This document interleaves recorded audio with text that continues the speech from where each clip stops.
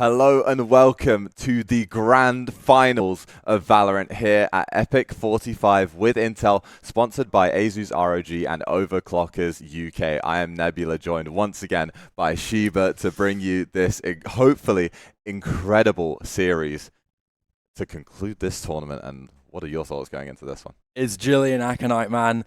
I feel like both of these guys have had such an alternate journey into this tournament. Gilly looked unstoppable in this tournament. They have gone through and through, constantly running it through the lobby, destroying everybody in their path. Yep. And although they conceded one map against OC Moment, who were a potential candidate to make it into that top 3 spots, Aconite had a difficult journey on the contrary. They are a team that lost very early to the last resort in a devastating fashion. You know, we saw them lose a reverse choke on overtime on Haven after being the ones to have done the comeback before an Icebox. Yep. But they had to run through a hell road here. A sweep against Boxy Bingo Baddies, a 2-1 difficult win against Office Chair Moment, and getting themselves an emphatic revenge win against the last result, the ones that knocked them down later down the line, and they're back to be facing Gilly, a team that has instilled far too much fear into many of the teams in this tournament. But I feel like if there was any team that can really pull a big dent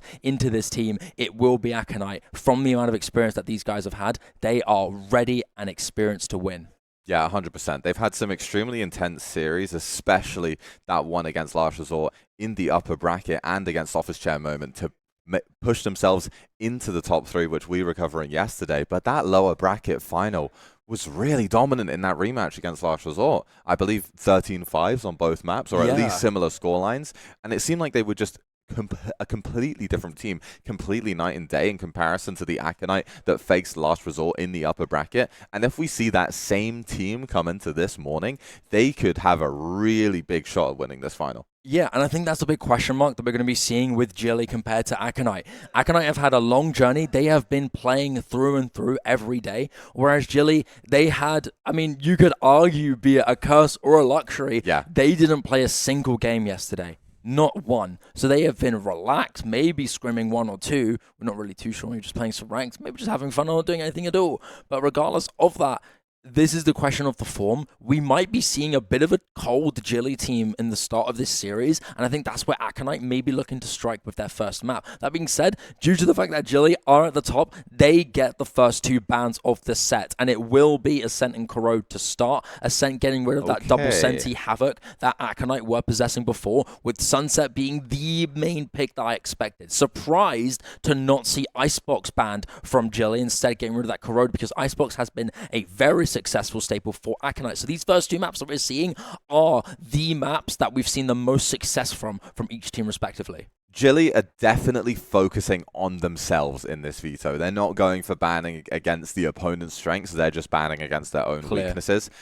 But getting rid of that Corrode, a lot of teams wouldn't have had time on it. If you're not a team that's been scrimming an insane amount prior to this event, you definitely won't pick it since it's such a new setting. Ascent being banned, though, that's something that was rough for Aconite on Friday, but then yesterday on Saturday in that lower bracket, having much better performances on that map. So you could say that's something that they would feel a lot more confident on. So Gilly, sort of a double bonus getting rid of that map there, and being able to pick into that Sunset first map is just such a great place for Gilly to open up a series in a grand finals. That's a place where they've seemed really scary. But the rest of the veto, map 2 and 3, I think are very even, and maps that Aconite would be happy to have. Yeah, no doubt. I mean, Lotus is one of those maps that has the most experience from every single team in this tournament. It is the fan favorite, the player's favorite. Yeah. And so, for a damn good reason, both these guys have left it open. And, I mean, I wouldn't be surprised to see them really pull off some great stuff. I think what I'm going to love seeing from Aconite is that although they have some very strong firepower in players like Misu and Miso, who have both had really good recent series, I feel like Misu has never had a weak match. And with that, you're going to have a duality play where you have Joak on a very calculated lurk strategy. This guy has been devastating on those lurks, and that's not going to stop in this tournament, in this grand final at all. With Bubs being a great IGL and Hayden really resurging himself in this tournament, we mentioned it last time, he had a really quiet start. He wasn't really able to shine like we've seen him shine before, but when he mattered in that match against OC Moment, he really made it clear that he was still a force to be reckoned with. Absolutely, he did not want to go out in the tournament that early. And just to add on to that performance conversation, Misu has had some insane numbers throughout practically every series in this tournament. I don't think he's had a bad game, but if you were to go on, you know, the VLR or just the match history, it just looks ridiculous. Team MVP, match MVP, match MVP, match MVP. Ridiculous. It's every single series, but will he be able to do it against the team from the winner's bracket? This matchup has not happened before this weekend, so this is completely new territory for both of these teams. If there is any team that Aconite have to be equally as afraid of in terms of mechanical power, Gilly are that team. Lukey is a star duelist and Neon player. He is bordering that upper tier 2 echelon of talent. He is one of the best duelists in this entire country, and he's got an absurd roster alongside him.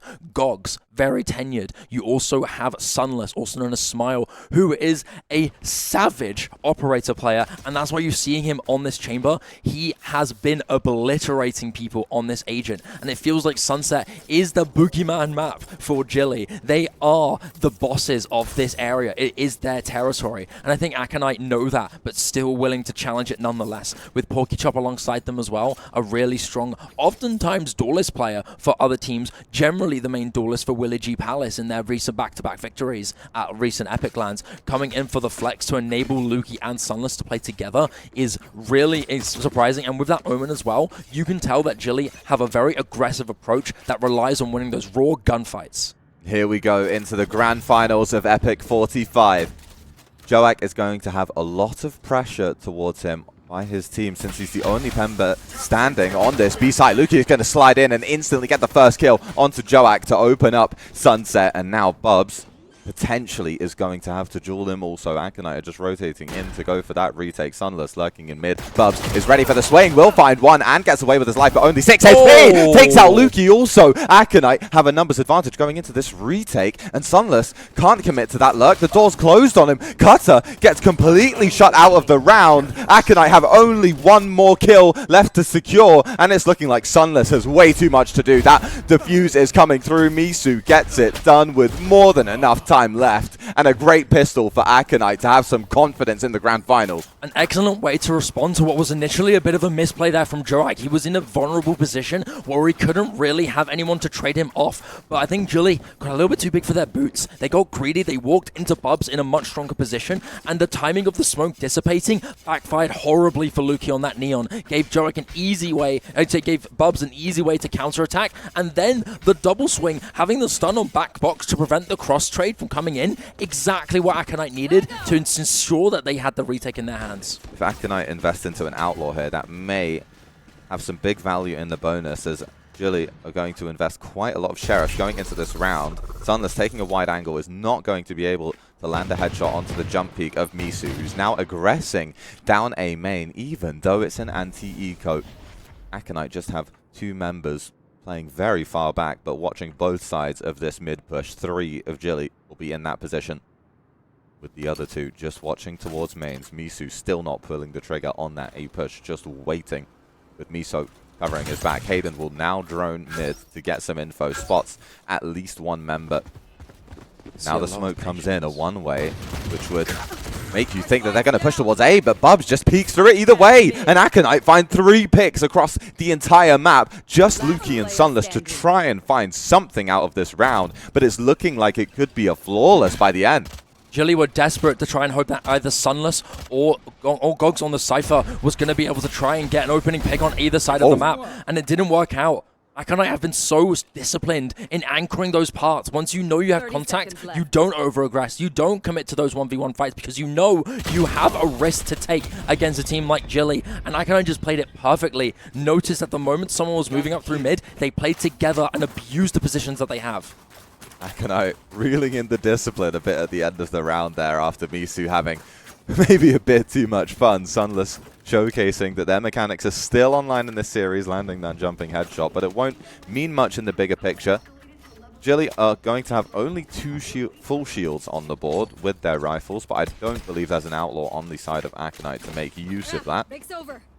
So So just going to have to be careful of chip damage. There's all of the members of Gilly over towards this A main. They're going to instantly peek out. The recon dart will showcase that they're at least putting some attention towards this area. Scaling up slowly. The cage is going to be used towards elbow. Nullifying those 2 members of Aconite for just a second. The drone is going to come through. They know of this crossfire setup. Misu has to try and get out. Gets the first with this Spectre. Luki not able to stop the escape. Misu will make it out with his life, and it's a number advantage early in the bonus. That is a strong retake tool taken away from Misu, forced to slide away to keep himself alive. But I think this is good here for Aconite. You need to abuse the numbers that you have. The inferior weaponry needs you to require to fight in close quarters combat. This smoke here from Miso is going to make Gilly a little paranoid, a little unsure on whether or not Misu will be in that close quarters combat, and that's going to force Gilly to pivot around to A main, where again, they may be a bit more open territory, and it's going to work out for now. We have to worry about Hayden on this back metal box, and the trade here from Miso as well. This crossfire is huge, and Bubs up from main will creep and grab Luki at just the right time. Oh, Cutter spotted just as the smoke appears. Sunless finding another pick. The numbers are even, and more kills happening on the site. Miso taking out Gogs after he finds success, but Cutter finding another. And Joak in a 1v2, but has the Vandal, has the weapon to do so, knows where Sunless is, has 2 isolated 1v1s. Vulnerable, Cutter will be taken out of the round, and that is not a good spike plot for Sunless. Joak is sticking the spike already as hard, but gets off, takes the fight, and takes Sunless down to 1 HP, but it's just not enough. Gilly will secure the bonus and will not let those early rounds go too far astray. So close there from Joak. Had he stuck the spike, maybe things would have been different, but he was a bit too wary. That Sunless was quick on the draw, quick to run down and grab the rotation after TPing. But, you know, if we would have seen the minimap, Sunless initially took a little bit of time to make the decision to rotate. Once his teammate was sitting ducks, once he was accepting his fate, that's when Sunless chose to move. That slight, subtle timing could have been the difference between Aconite getting a 3rd round and Gilly just barely clutching this bonus. That, yet again, regardless, a very good round here for Aconite. Their financials are still brilliant, and Gilly know this. And so they may have to just brute force their way onto the site, knowing that they don't really have the best financials. Aconite still keeping Joak towards this B site with that Viper Wall, and although that ability will make it much harder for Gilly to clear that B main, it may not be finding much impact as there's still not information for them, but the paranoia comes out over towards A main as all of Gilly are looking to move up, but not much space found yet. They get smoked off on elbow, and Sunless is just swigging out on main. Spots them, but gets smoked off and then spammed right through it. Do Gilly opt to pivot towards a link and push through that, or are they going to enter into this side? The stun comes out, but do they have flashes? The recon comes out. Miso gets caught mid-teleport, and now Misu is stuck! Tries to slide away, but that's way too wide of an angle to get past. And now Aconite have to retake with 1 member less than Gilly. Not really much they can do here, Aconite. Initially having good control of elbow, but once you establish a bit further control up down the site, there isn't really much you can do. Aconite were a little bit slow on their rotations. They're now suddenly getting back here, Bubs, Hayden, and Joak respectively, but they were a bit slow. And I think they were hesitant on maybe a rotation. This high-low still will work out for Aconite as 1 by 1, Gilly will fall, and it's led to a 1 versus 1. Goes with the neural flash will confirm Joak's location, and Joak is stuck. He's going to have to gamble on whether or not the fight will come to him, and it will be successful. Aconite still stand with 2 steps ahead. It's deja vu for Joak in back-to-back clutch positions in the exact same spot to defuse the spike, but this time he changes the outcome and comes out on top. That's a big round to set the pace and control for the start of this half. Gilly are now going to have a much weaker economy, but Sunless still has enough to get an operator online on this attack. He's also 1 away from that tour de force, so there's going to be a sniper in the round of Gilly for the next 2 rounds, no matter what. Back-to-back operator potential here from Sunless. Now Gilly with a much more superior buy. That being said, though, Sunless is really investing and taking a risk with this operator. And I think he knows that he's got a good safety line, but do you really want to risk giving Aconite a strong operator? Especially considering how likely they are to use it. They've enjoyed it. Misu has been a fearsome force with the operator. But Sunless, a man that we've seen to be so brazen, so brave, so willing and audacious to go into those fights regardless. I think that's just characteristic of Gilly. Close to B-main, has the judge in hand, but Joak gets caught out just slightly, a bit too wide on the angle. Sunless will punish it. An attempt to bait to make Sunless go a little bit further ahead, but unfortunately Joak got the wrong person to pay attention for. And Sunless getting his one, happy to go back and punish any more re-aggression, as Gilly will pivot round. Box may go down on the lurk, but I don't think that's going to really matter. In fact, it may be a good distraction for Aconite to fight here. The judge has to back away after being spotted by that drone, and the overdrive that was gained on B main now popped by Lukey. There's such little duration left on it though, but it gives Gilly a way into this site. They now have at least 2 major weapons in this battle. The stun comes out to just stall that retake from the side of CT. Is only Misu coming out from market with that judge. That's going to be difficult to find a good fight for him. Cutter already popping that Hunter's Fury, not having any information on where to shoot it though. PorkyChop will take the first contact, and Lukey gets traded out by Misu. Aconite so quickly just take every member of Gilly out of that B site, and it's 4-1. Thinking you'll miss it, that retake execution is excellent. Surgical, but still rapid. It's almost like we wait a couple seconds with our eyes closed, and out of nowhere, Gilly are out. They're gone. Aconite have been really, really strong on these B retakes, even though Gilly have managed to claim really deep space onto the site. You notice Lukey was able to just take the rifle that Bubs had in his hands and just got in there deep behind the box, and even then it meant nothing. Aconite are really sharp right now. I'm not sure if there was someone able to hold market in that situation, but I think the post plant, the crossfires for Gilly just left a few too many holes, forcing PorkyChop to take the early contact. That not being able to be traded instantly sort of was the start of that round unraveling from them. Gilly now, a lot of these rounds, they've had all of them contacting up towards B main. Aconite will have info on the other side of the map, so they're going to be confident in putting these rotations over towards A main. Miso just spotted a pixel of Gogs, and Bubs will be the one to finish off that kill. All of Gilly in the site now, but they don't really have the best post-plant positions. And they've also lost 2 members. There's so much to have the work back in this round.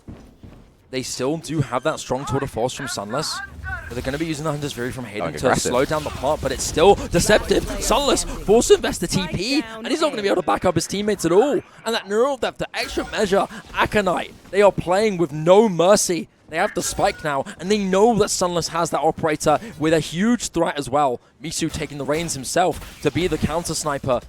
But, I mean, Sunless is here initially. Really, your goal is to just do damage. You are not going to be able to succeed, but when you peek out Misu with an up, you know who the hell you're peeking into. And it's a flawless round for Aconite. This is just excellent, merciless gameplay from this team. They are not afraid to use any resources to ensure they guarantee themselves the round. They know who the hell they're playing against. Yeah, and I mean, that's sometimes a surprising thing, that they know who they're playing against, and there's absolutely seem like no impact on their mindset, right? Players who have won several Epic Clan tournaments in a row and reigning champions on the side of Gilly, but seemingly just not able to get any hold of this game as of the first 6 rounds. There's still a lot left to go. The Viper's bit comes out in B main, and Gilly haven't put a lot of attention to this area, but there's an operator sitting inside this. This is so unconventional, but Lukey finding contact on Bubs is going to force them out of market, and now there has to be more attention paid to that area from the side of Aconite. And a very fast lurk coming through that A site also. Will Gilly opt to pivot back? Hayden getting information on this mid with that drone, but not aware of A-Link. And the Gogs walk up through A. Aconite have no control of that site at all. Gilly are going to try to get to that destination. This is through risky. Mid, which is risky. Misu finds an operator shot through Lukey's neon wall. Miso finding another kill, a second in the round. And there's a 2-man advantage for the side of Aconite. It looked like there were good opportunities for Gilly. Gogs finding an amazing lurk kill, but he's going to have to do so much more. The operator is ready for that angle, and Sunless will not be able to find a pick of his own. An even bigger lead for the side of Aconite, but now Gilly should have money to buy into this round again, but it was a bit of a mixed purchase in the previous. Regardless of that, that was a serious misplay from Gilly. They bit more than they could chew. They thought they could run through mid and brute force their way when they already had space on the site. Gogs had it effectively free open. He was in CT by the time that Gilly was ready to commit through the mid push. It was a misplay. They thought they could get away with just committing to the fight, not thinking that Aconite would even be close. You know, you could see this from outside looking in and think, why aren't Gilly just rotating safely? They can claim the space for themselves, abuse the inferior weaponry, and just hold those right angles. And I think this is part of Gilly being a bit brazen with their aggression. They are not able to back up the buck that they have been showing throughout this entire tournament so far. And it shows that, you know, although they have no fear, sometimes that can be seen as brazenness. And the last round was a display of that. But this time, Gilly are trying to change it and going for a split push onto B. With Joak not too far away, he might line up many members, but he can only get one. And Lukey quickly to save the rest of his team from falling apart. Lukey with 2, but Hayden and Miso are responding in kind. The spike is down, but it's up to just 2 against 3. And Aconite have been flawless in these retakes so far. Is this going to be that happen again, or will history change?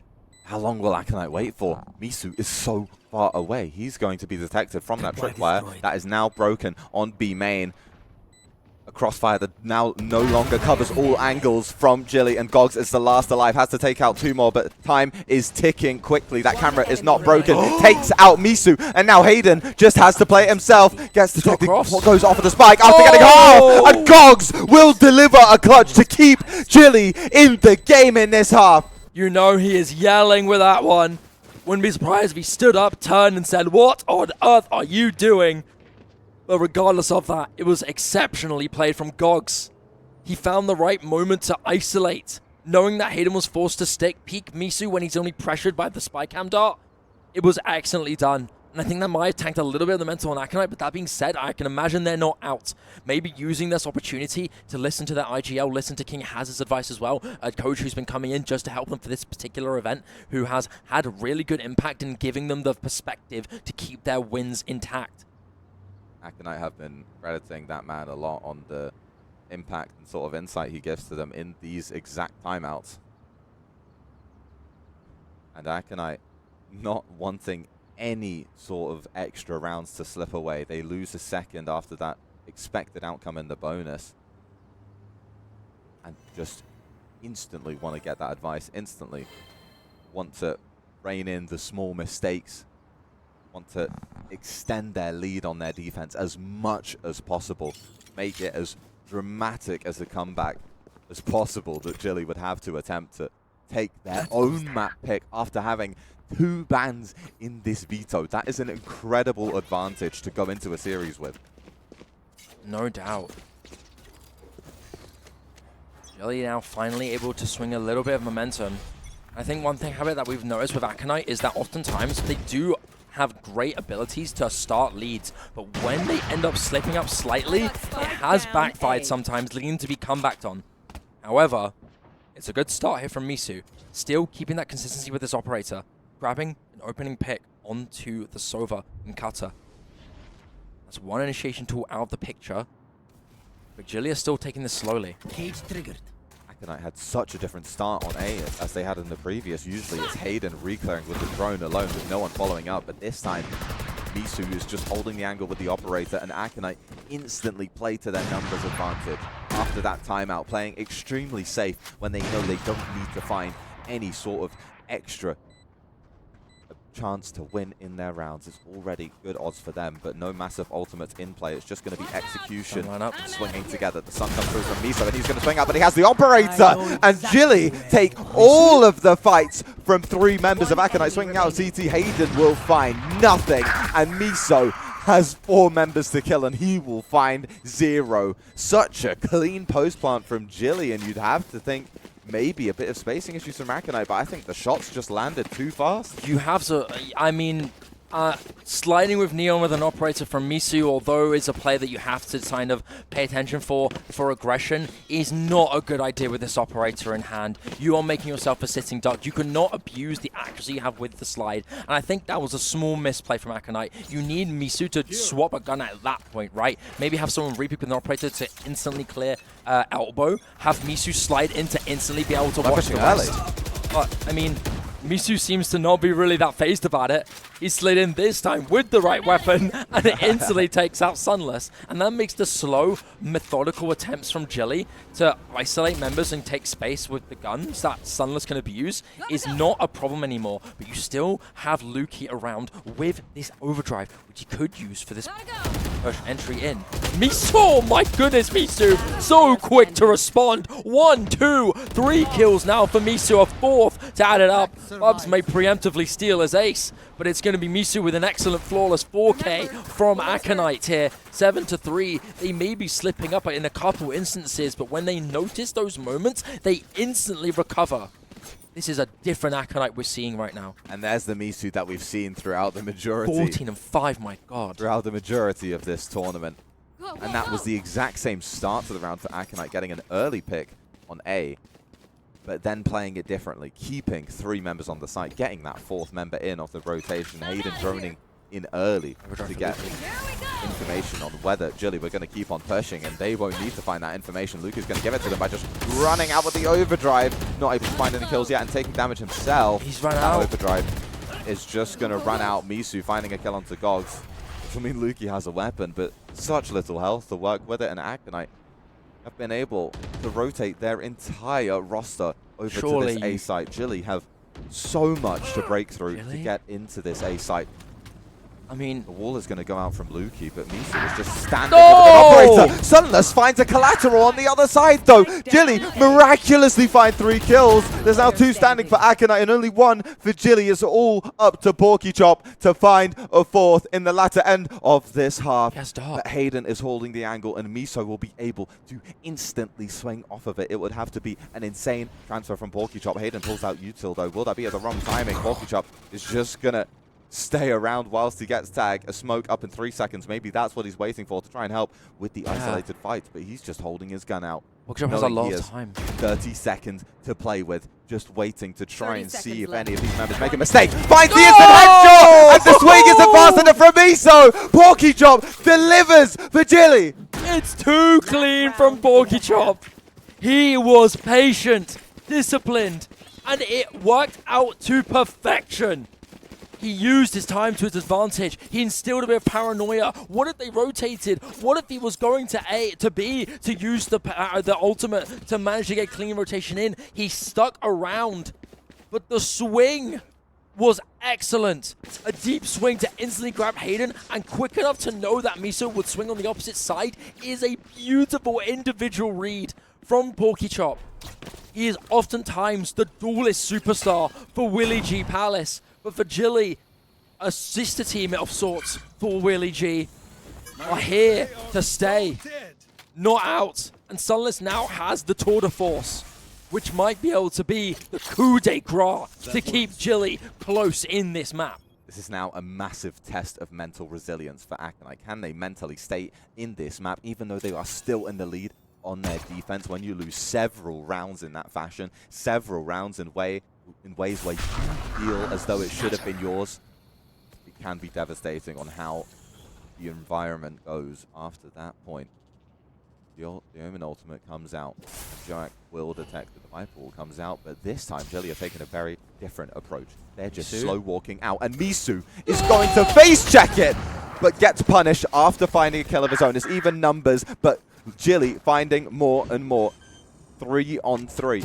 Gogs is walking into market, but Bubs is aware of that angle, ready for someone to try and take that space, and will punish Gogs for it. Gilly will not go for any extremities in this post plant. It's just Sunless swinging out. They're going to peek at Sunless with the I don't think he's in range of his teleport. This is just a one and done. Paranoia. Paranoia hits. The Hunter's Fury is not going to go for him. I don't think Aconite are aware of this, and it's now an off angle, but gets traded out instantly. Aconite now in a 2v1. Cutter behind this smoke. Aconite are aware of this information, but it's planted beside the wall. This is a place that will be easy to spam. Miso is 1 HP! He may not be able to stick this! There's both of them on the screen, but Aconite will be able to close out the half with 8, as Miso, on such low HP, will survive sticking that of Diffuse. And that's not the first time he's done that in this bracket. This guy has some guts, man. Miso on a thread of health, and he still sticks it. No fear. He thinks, Cutter, you can't catch me. You can't even see me. Even with him on a slither of health, I mean, Cutter, he's had a rough series so far. 2-11. The lowest cut here. No pun intended. For Gilly. But regardless of that, this is another Radiant sub that these guys picked in. He is a superstar. Just not the good start from so far. But Aconite have done great work. We have to still consider the threat that Gilly have in this defender half. Strong retake potential with the Neon and Omen, but still Sunless is the guy that is needed to really act up in this defender. And look, he's already acting brazen, maybe too brazen. Decayed by the orb. He's punished. And that X factor that Gilly needs to claim defensive prowess, defensive dominance, is out early. And Aconite are patient, making Gilly fester in the fear of the engagement. Success story for Sunless in this tournament has been disrespecting enemy teams, but hold on, Cutter swings out once again to try and even out those numbers, but it's not going to be made anything of it. But Gilly keep on going one by one. Lukey swings out once again, and it's just attempts at heroics for the side of Gilly. Miso swinging out now early, not supported by his team, but doesn't need it in any way, shape, or form. Hayden finds 4 on the round, finding the last with the shot start. And that's almost bizarre. I was going to say the story of success for Sunless has been disrespecting teams, especially on Sunset, where you're able to just go in and teleport out. But is that really possible against Aconite when they're on fire like this? I mean, Bubs having a reminiscent IGL strategy, they're one of the greatest of all time. If you know back in the day when Boaster was on interview with CMEA, one of the guides he said, one of the tips he made as an IGL was if you get a pick, sit, wait, let them come to you. They will be wanting to change numbers, and that's exactly what Aconite did. They waited, and Gilly came to them, and would you look at that, one by one they fell, and Aconite now have 9 rounds. And a round as pivotal as that pistol to stop Gilly from potentially seeing a comeback in their sights. Aconite have done incredible work, and they're still keeping this slow. They're still making Gilly paranoid. You have a double Cypher setup on A to block both main and elbow. I think Aconite are just expecting somebody to get greedy. Sunless, maybe, is the target with this. But this time he's staying a bit more reserved, holding market to watch the tiles push. Knows there's not much to work with in this round. Door being left open as well. They're aware, surely, that someone's watching. That has to be Sunless on the Zico. Likely, you'd expect something to be up when that door is open, but Gilly had some extremely swift rotations at the start of this round. Initially keeping so many players over towards A, and now they're just all walking towards B, seemingly off a whim. Now Aconite making steps. They're going to reveal that information that Gilly have the correct read. That paranoia is likely going to come out onto Sunless's position. It will, but before it has impact, Sunless will find a headshot of his own. Hayden looking to return the favor, and so will Joak with the ghost in hand. You stunned! Gogs in the market smoke is so close to enemy footsteps. Hayden seems aware, but Miso is not. Bubs looking to keep Aconite in this round, but Gogs is just swinging into the spike, and now Gilly has the gun advantage with the 2 bullets. He's going for the knife, but Bubs will land a headshot to find his 3rd kill of the round. That is such a bizarre way to finish it, but Aconite have such a massive lead on their opponent's map pick. Anyone who's not from the UK is going to look at that and be like, average UK interaction. You're throwing out the knife and you're just swinging, but it's Bubs, the superior sentinel, to come out on top. He was the one disciplined enough to stick the reload, and he made it pay off. 10-4 in favor of Aconite. Gilly need to win this round, otherwise it is going to spiral out of control. Your signature map, the thing that's made you look like the boogeyman of this tournament, is being spat back at you by the band of brothers in Aconite. Having rotations come in early on A to back him up, but they may not be playing a flood setup. They're not going to have anyone in this site. They're just sitting outside. They'll be ready to retake extremely fast. Lukey finding a spam through the smoke onto the IGL of Aconite. Miso having to drop down after getting tagged, and will find a nice kill onto Lukey. Cutter now trying to come in off this unexpected angle. Miso turns around in time, but won't find the kill. So many kills coming out for the side of Gilly, and it's just Joak left standing. This is what you need if you're the side of Gilly, and Joak will find one before falling, but it will not be nearly enough to take that round over the board. Gilly stay alive. You can see the timing of the double swing, and you can just vision the possibility of Joak just going bing, bong, bing, 3, instantly out. Yeah. But thankfully, not that time. Gilly will get 5, and so they are not fully out of this, but it is expected with the bye stage that we're in. Now Aconite are going to be giving them even grounds. All members in this lobby will have the 4 rifles, and this is a very important round here for Gilly. They need to win this. and it seems like it might be a light tech pause quickly, but it doesn't really mean we can't stop talking about this because, I mean, Aconite have done really good at being patient and punishing the over-aggression of the individuals here from Gilly. That was the thing that we knew differentiate this team from the team of Aconite. Aconite may have some incredible mechanical players, no doubt about that, but Gilly have some of the best players in the entire country. Top 5 players in the country in terms of the tier 2 talent that we see, right? And Aconite have incredible players, but you still have to fear players like Sunless, who is able to be so brazen with the up for a bloody good reason. And Lukey, who's been a very successful duelist in tier 2 and upper tier 3 levels. He has been the best duelist maybe of all time in Epic Clan. Back-to-back champions. He was on Willie G before Willie G and Oasis Verde ended up coming up to show up. He was on EXO, who were back-to-back champions back then too. Gotta go. He's one of the most decorated players in Epic Clan, and for a damn good reason. This is the moment for that experience and for that talent to show up. Because Aconite right now are running away with it. They have the aspiration, the hunger to push. This event is home ground for Lukey. But Aconite claim their stake in Epic Clan as Sunless is already tagged by that Hunter's Fury, and the second shot will come through to eliminate him early in this round. Just 30 seconds in, Aconite still playing slow with a numbers advantage. Joak has found himself so far into this A site. It's just Gogs playing here with the information set up, toggling that camera. Joak opting to not pop this Viper's Wall, just allowing his team to come through in complete silence. And note Misu's spot in middle. This insertion could actually be massive if Gilly opt to rotate through middle. Aconite being so patient. Will be Misu be looking the right way at the right time. Lukey's out, but he's not checking for a second burst, and there's 3. But Misu will not find a second. That is probably the go button for Aconite, though. The one way from Gogs will enable him to find a pick and stay alive to allow for his teammates to rotate through. It's a 3v3, but Gogs still making his attempt to keep Gilly making more and more rounds in this second half. It's just Bubs. We've seen him clutch before at Epic. Can he do it once again? The fight is so isolated. He knows where both players are. Polkychop being so patient. Now swinging out. Bugs lands the first headshot. And now onto Cutter. Deals damage. Wide swings out. But it has to be the classic. And Bubs still converts with the pistol. He can't keep getting away with this. He can't keep getting away with this. The same story against 2 different players. He pop and swinged him. He pop and swinged him. In situations like that, you are abusing the dread that Gilly are feeling right now. You are losing on your main map, and you have Icebox next, Aconite's playground. Gilly are supposed to be the ones who are able to play the mental game in this tournament.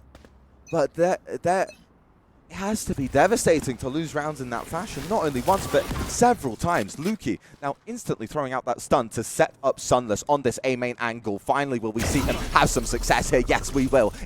Takes out Miso so early in the round. Finally, Gilly are the ones to gain that first blood. It feels like they've not had that much within Sunset. They haven't even had a chance to have Sunless on this operator until now. Financials have been so in the dirt. They've been desperate. And the thing about Gilly's composition is that there's not an insane amount of tools to actually post up Sunless. Only one initiator, and it's a recon. But he's still holding this elbow angle, and Misu will be completely solo into that angle. No chance of reclaiming that damage for Aconite. You can see this cross from top mid here. Lukey's going to have to be a little bit more careful of where he looks, but it looks like he's pivoting towards A. With Misu going down, they're theorizing that the exec is going to be here from Aconite onto A. That recon dart cross from Cutter, it's not going to reveal anybody. And that's made finally the cam set. The understanding, the penny is dropped here. Gilly going to quickly to rotate, but they're going to be pin swing all the way around. They are surrounded 30 seconds here. left. Aconite have to focus on one part at a time, and Cutter is first contact. He will take down Bubs to start, but Hayden is slow on the draw. Gogs, though, with the perfect swing, great timing. Aconite will be cleaned out, a flawless from Gilly. Gilly go back to their bread and butter to open that round, and that ends up being exactly what they need. And again, such fast timeouts coming out from Aconite. They don't even lose rounds in succession and want to give Gilly absolutely no chance to get back in this game. It was relatively successful for Aconite when they took out that timeout in the previous half.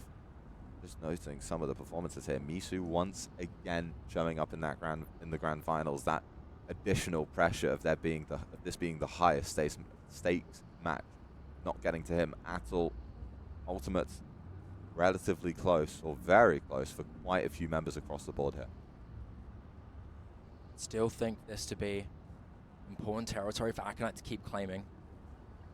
6-11, although strong, is not out of the woods. Getting 12 makes yourself very cushy. Talked about it many times, right?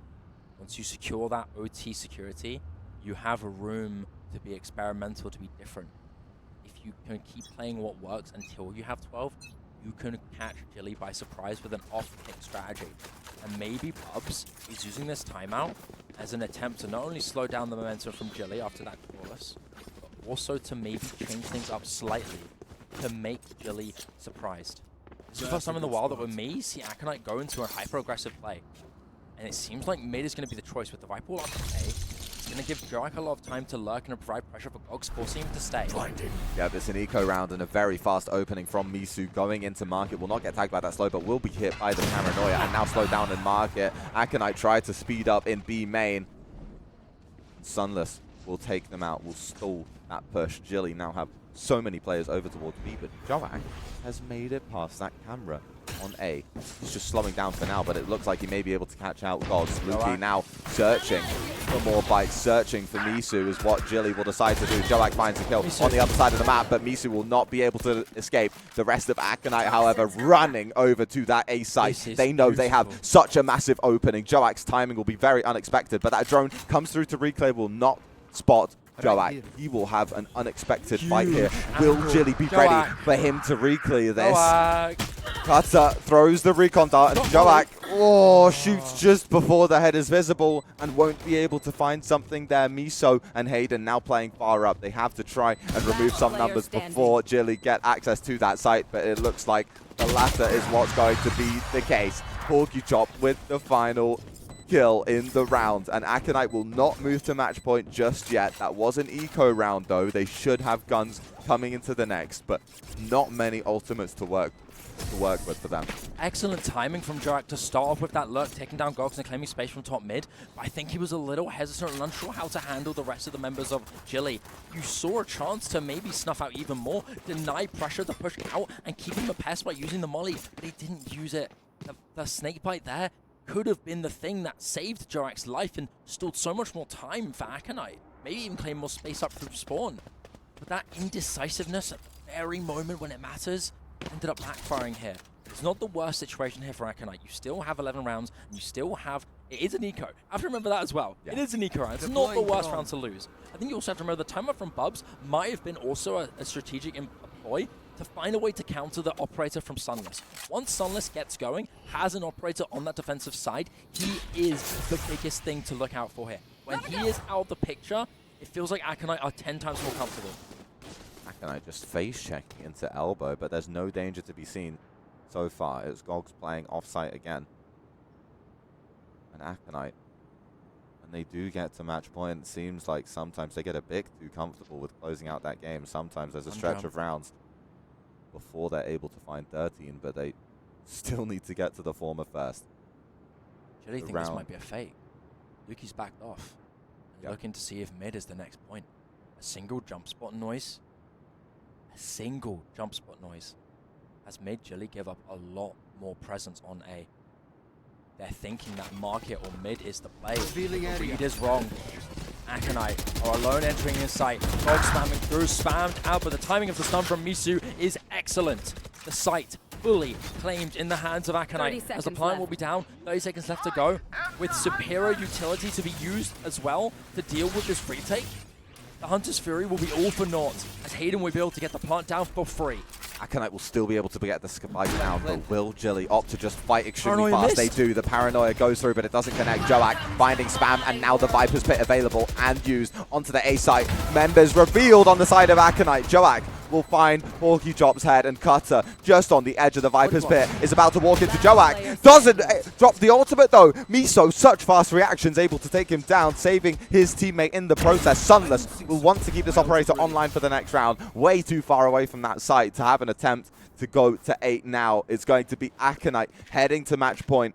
The question will be whether this operator stays online for Sunless in an attempt to get 4 straight rounds, and it looks like that will be the case. Bubs will not hunt, but if Aconite are able to take Gilly's map pick to open up the series, despite that double ban, that would be such a strong statement.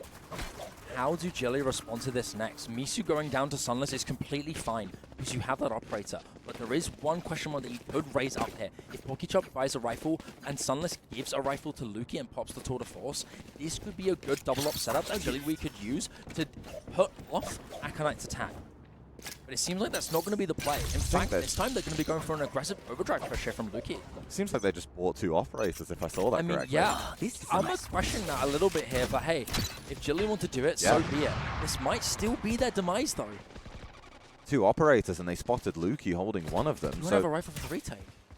Surely they'd be aware of that possibility if you're Aconite, and they're going towards middle. Aiden, where is he going to drone towards? It's going towards top mid. Cutter will do the same. Lukey now showing that change in position and now has a rifle in hand. This is very surprising from Gilly. See this in.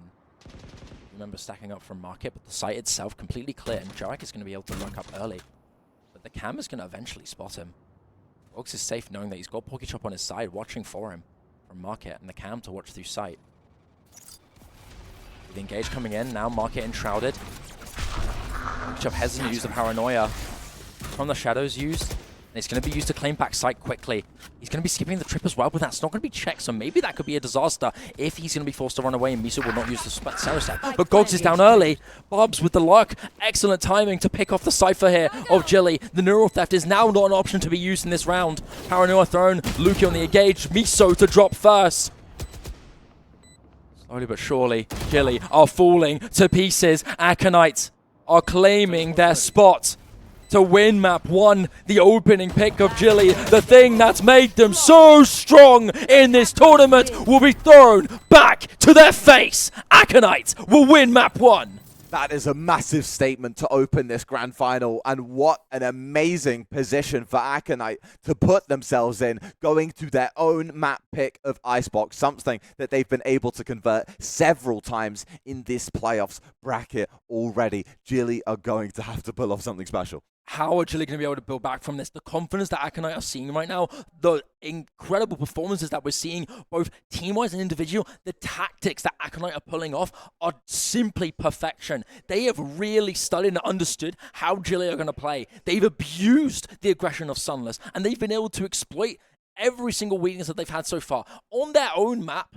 Simply perfection. Exactly what you want. When you are under that veto disadvantage, winning the first pick of Gilly is a match made in heaven. It is effectively even grounds now. You have your own playground map, and one you've had the most success on coming up next with the pressure mounting, the confidence sky high. Aconite are in a huge position. Gilly need to use this experience and mechanical excellence that we know we can see from them to force their way to map 3. But without a doubt, it's going to be bloody difficult. Yeah, Gilly, that winner's bracket advantage now out of the window. They need to show that that break yesterday was worth it. We're going to see whether that's the case after we come back from this break. And coming back, we'll have map 2. Don't go anywhere.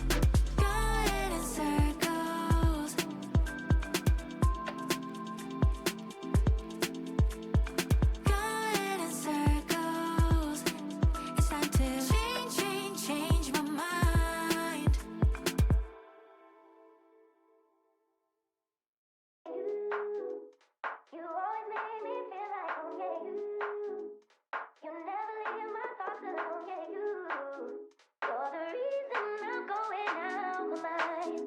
I just can't stop thinking about you. Take it away, feeling too good to me. Chilling all day, all in your space is where I wanna be. Here in this room, what did you do? I just can't get enough. Too caught up in your love. I've been trying to forget, but you won't let me. Something in my brain wants you. I've been hanging by myself, asking for help, but nothing seems to work on you. Yeah, you always make me feel like, yeah, you never leave my thoughts alone, yeah, you're the reason I'm going out of my mind. Just can't stop thinking about you. Just can't stop thinking about you.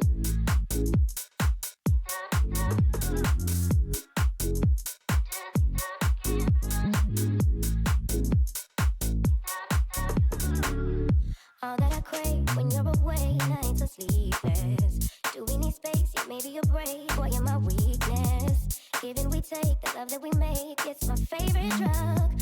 Too caught up in your love. I've been trying to forget, but you won't let me. Something in my brain wants you. I've been hanging by myself, asking for help, but nothing seems to work on you. Yeah, you always make me feel like home, yeah, you never leave my thoughts alone, yeah, you're the reason I'm going out my mind.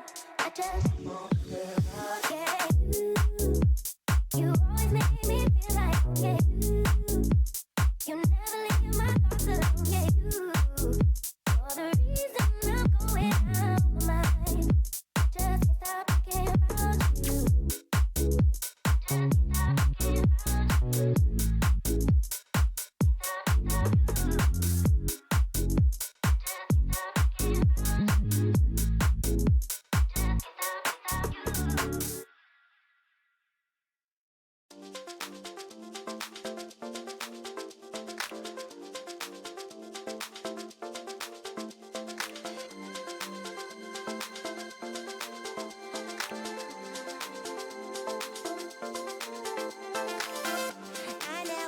The way I do about anyone but you.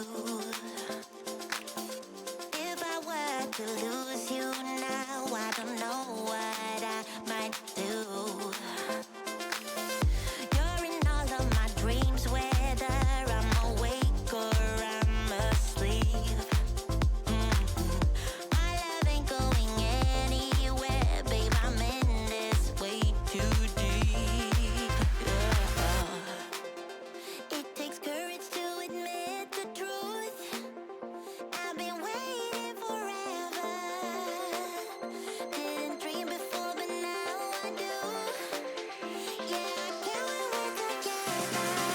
You give me feelings I never felt before. Now I lost my mind, waiting for you to make up your say, but I can't help it.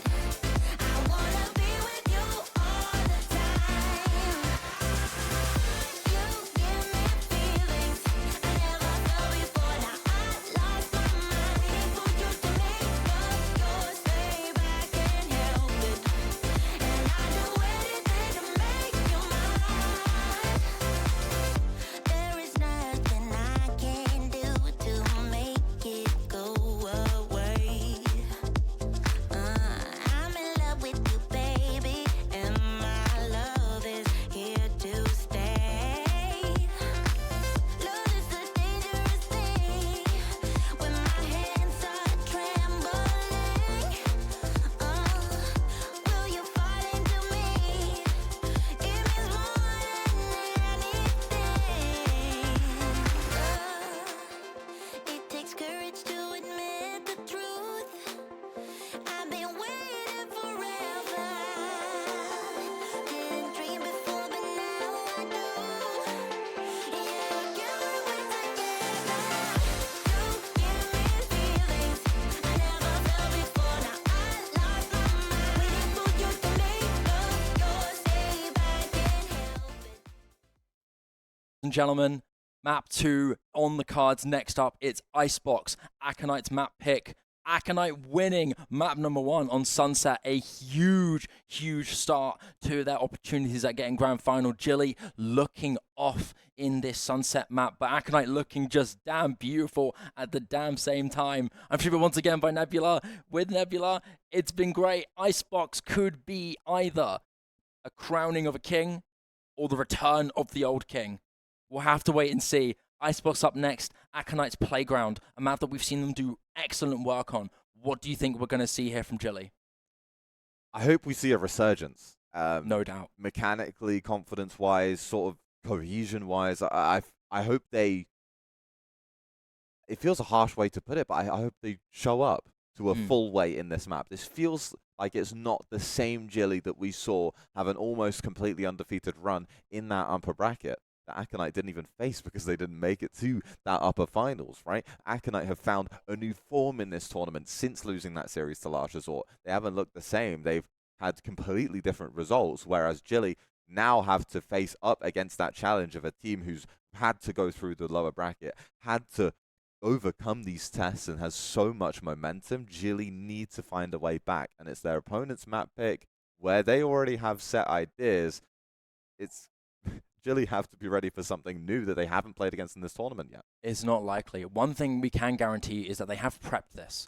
They have seen them at least play Icebox a few times. Yes. I mean, Icebox has been the most popular pick for Aconite, and they've always had really good success, mainly because they love running that double controller Harbor Viper composition with still a Sentinel on the side of Bubs, right? They are a very controlled team that rely heavily on their map control roster, which works to their advantage excellently. You see constant slight mid-early A control. You have excellent site control in general on the side of A. B is a bit more of a weakish point, but B in general is a really weak attacker-sided part. You always want to prioritize facing A if you can take it, and that is why this comp is so damn scary. You're either going to a site where you know you're disadvantaged by utility, or you're going to a site where you're disadvantaged, period. Yeah. But that's one question to raise, is that Gilly could still abuse this with the agent picks that they have. We know they're a bit more loose with what they like to run. You do still have a couple obvious roles that are necessary in this map, like Gogs on the Sentinel/controller, maybe even leading that. You have Cutter, who has always been the initiator, who no doubt will be on the Sova this game.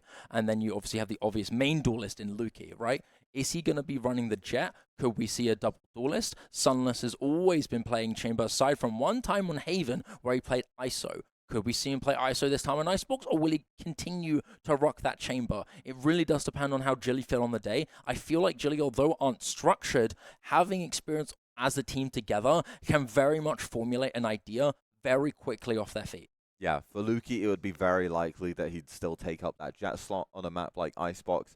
I don't see a reason for Sunless to move off of Chamber on Icebox, honestly. I don't believe we've seen them run this map in this tournament No, so I don't far. think so either. So potentially a big surprise, whether that be positive or negative, we have no idea. Hopefully positive, because, I mean, we can get some more Valorant if we go to map 3. That's why I'm thinking, like, if you know they're going to be abusing A, Chamber is actually not too bad of an option here. Chamber has so many options on this map. The infinite range that he can abuse is just there. I mean, I'd say before Corrode is added back, I mean, and Sunset is a great example previously that we've already seen. Now, Chamber is a very good map for Icebox, especially if you have someone very proficient on the agent. You're going to have a lot of different spaces where you're able to just peek out, go for one, and then just back up. And that's a map that Icebox literally asks you to do. It wants you to play like that. And the Reyna will showcase exactly that, as Gilly are not going to have a Killjoy. They're just going to go all in on aggression. Jet, Reyna,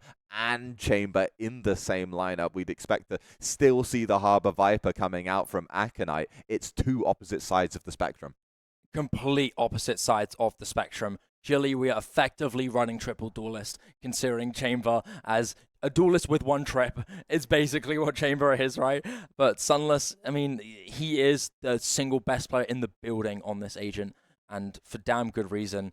We've seen him so many times. He was a little more quiet on Sunset, but I think hopefully now he will be warm enough to melt a little bit of the snow here on Icebox and maybe be the driving force to win this out. But Lukey on honestly quite a signature agent on Icebox. It feels like he's very often playing the Reyna. If he isn't playing the Reyna, he likes to play ISO quite a lot on this map, which is, again, a bit of an off-meta pick agent, but we did see him have really strong success on both ExoClan and WillyG Palace on Icebox with the Euro composition. But PorkyChop on his signature jet, this is where the star duelists of WillyG Palace, the 2-time back-to-back champions, will be fully enabled.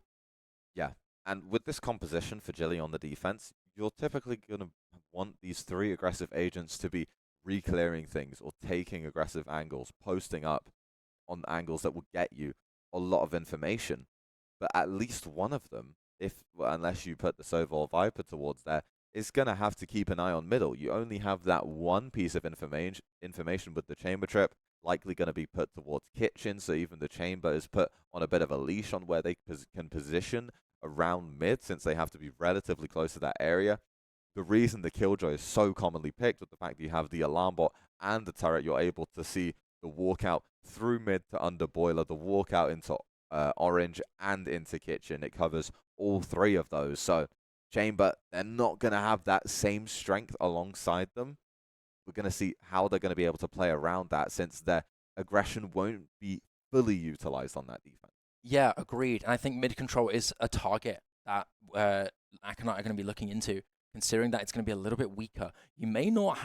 You still will have, for example, like the wall, and you may be able to use some sort of other defensive utility, but only having a single trip to watch your mid is difficult. You're not going to be able to handle everything. It's going to have to be one of those trips that's going to be very obvious and can be probably broken quite quickly for Aconite and able to rotate and pivot back. They are a team that love playing slow and abusing the nerves of their opponents, and this may be the time that it happens again.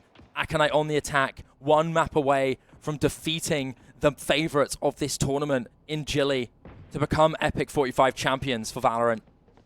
A is the first target. With a traditional usual push that we have, it's a heavy 5-man push up from Bell, and Sunless can only fire 1 before he's forced to retreat. He's completely isolated here. And Aconite will claim that quick early space on the Bell. A very common habit that this team like to run. They take their time after they've claimed this specific area, and then they slowly wait. Maybe grab a pick or 2, wait for the wall to die down, and then they go in, all guns blazing once that initiation is in. And that's first blood dropped onto Cutter, but Sunless is looking to change it. The trip onto A as well will slow down the push a little bit here. Lukey on the response too will make the numbers even, but Sunless is tagged. A lot of health. 1 shot, 1 kill is required for the super shooting chamber of Gilly. But the PorkyChop will whiff a slight shot to pieces to not deny the plant. Plant is still down, and so it's up to Bubs, who will concede 2 Gogs, and it will be first blood in the round, this time for Gilly.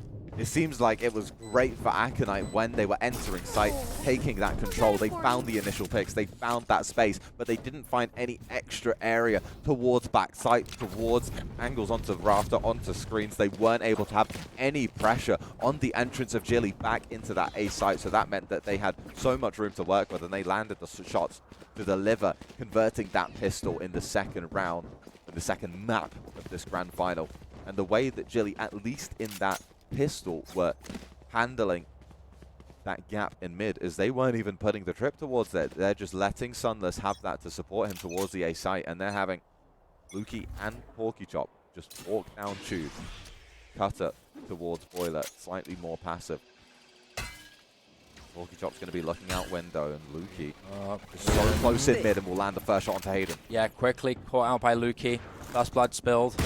No attempt, but Misu creeps up through mid, abusing this lack of defensive utility from mid. Will give a huge space take here, and the plant from the site is already there. It is an off-conventional push here from Aconite, as they've got the entirety of the site, but they are soon going to be pincered here. Sunless with an outlaw to take down Jarek from the Lurk is going to make this lighter. A shot from Gogs will be finally taken out from Misu, but this is a big pick that he's established here. Numbers in the favor of Gilly, with an outlaw in the hands of PorkyChop, will not be put to waste. Aconite will fall, and Gilly will cleanly take them down in the second round. I didn't even notice that was such an unorthodox plant for Aconite that their position in yellow would have been practically impossible to come back from with that spike planted on backside. They had absolutely no vision of it at all. PorkyChop just had so much confidence in the fact that Aconite would have had to swing into that outlaw, which is able to just completely annihilate them with the fact they have no shields on their eco round. But now Aconite are going to come back with heavy weaponry. They all saved enough to get full shield, so those outlaws won't be able to make too quick work of their opponents, but still a very big threat. Aconite likely going to try and control the pace in their own way, but Gilly have a composition where they're able to take, or have the confidence to take so much space so quickly. Will they opt to continue leaning into that? It's likely to be the case. Going to have tech pause entered in here. Slight mouse issue for one of the players, I believe, so we're just waiting for that to be cleaned up and cleanly done. Yep. Players from Aconite potentially. You'll just have to deal with us for just a bit longer without the gameplay. Some non-gameplay yap from us. Yeah, but it shouldn't be too long, hopefully. One thing I will ask you though, do you see anything that Gilly are pushing or exploiting that are keeping them ahead against Aconite in a different way that maybe they wouldn't have expected? Because obviously this composition, although you'd see on paper to be really strong on attack, I believe to actually be quite favored on defense. You can have Stunless peek out and grab a free kill with TP. You can have Lukey walk out, get a pick, and get himself out for free. This is a pretty hit-and-run composition from Gilly for defense. I think they were right to pick defense to start this because the momentum for them will be really strong if they can abuse that chamber and Reyna combo. What do you think? Yeah, we've already seen several setups come out from Gilly, and that shows that they're not going to be rigid in how they play this defense.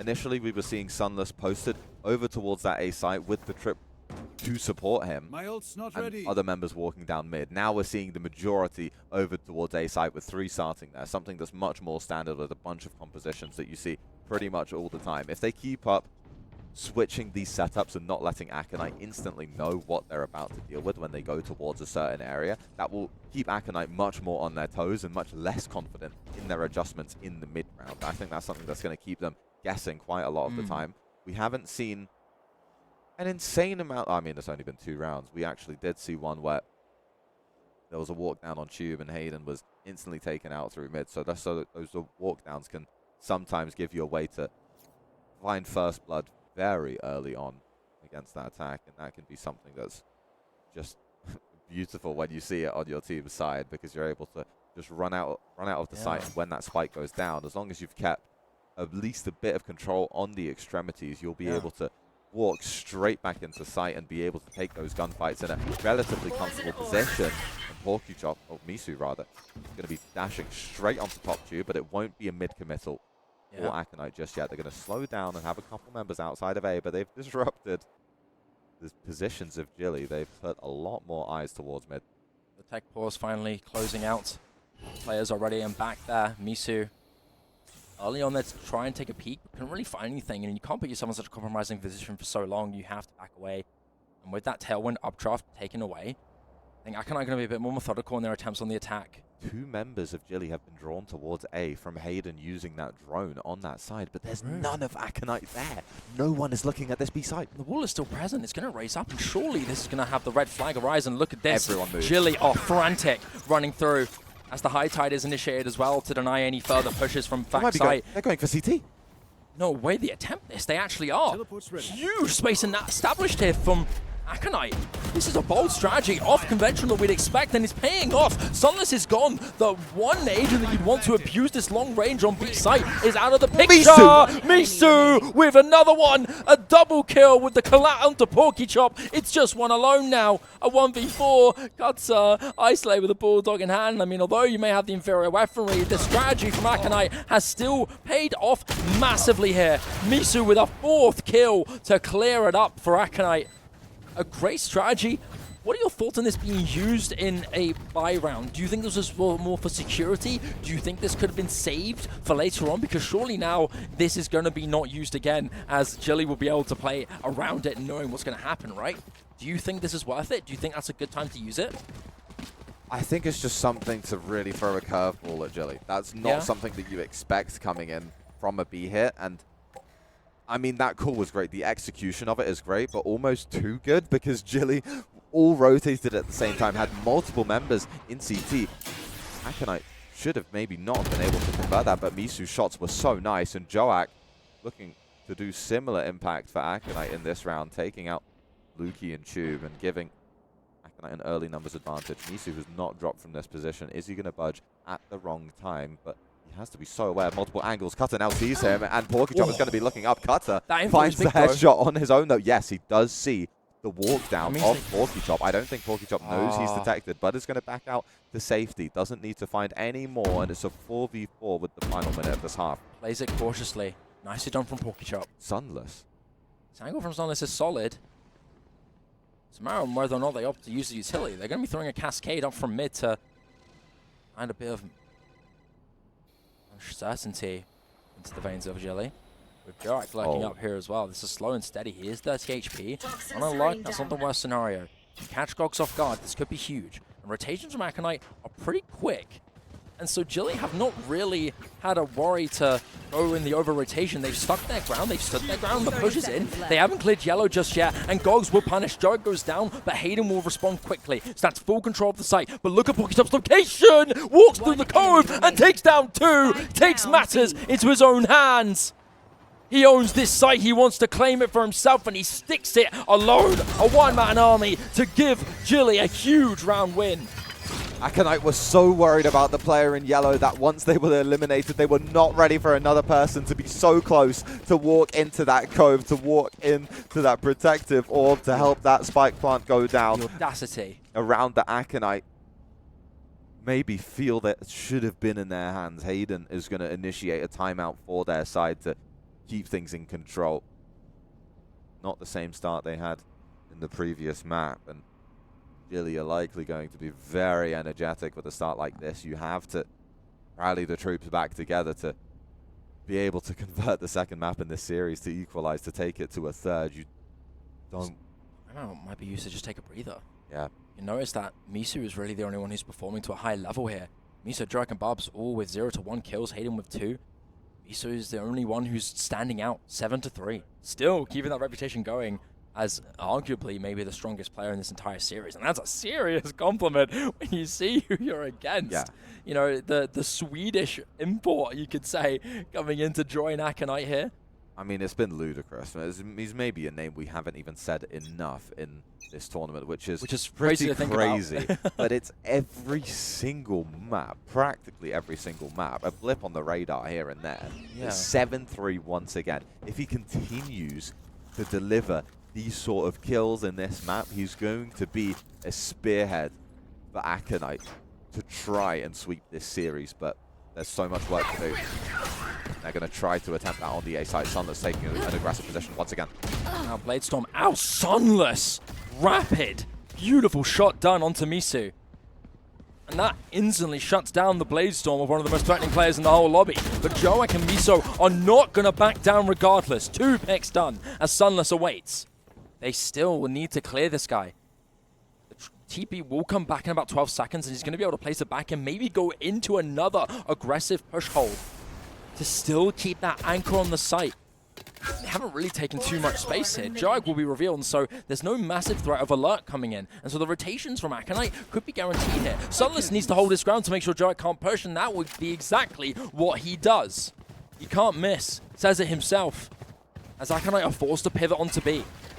It's a 3-on-3, still very much a winnable situation. The high tide is thrown out, a bit too similar to the wall being used, but that's going to be a good use in rotation. Jarek's not going to be able to use the wall as he's now gone, so that's all he's going to have. But the volley, Miso overwhelmed, but will survive with just a little bit of health in his hands, and now the Reckoning in his hands as well, waiting for the right moment to pop it. Sunless going to be coming in through mid. Aconite. Once this ultimate comes out, it's going to be very difficult for Gilly to have a proper spot to take a fair fight. Cutter will find the first, but it's still a 2-on-2, and Gilly have to get that defuse through, but Hayden with 2 on the round, putting the situation in such a good position for them. Sunless on the tap. He's still got a chance to win these one-on-ones, but can't land the flick onto Bubs. A little too reactive in that one, ends up leading to the whiff. Panicked a little bit in that situation, and Bubs will triumph. So will Aconite in turn. They're not letting this go too far out of their control. I think they know that they favor themselves on that defensive side. They have been unstoppable on defense. It's been a consistent pattern with this team.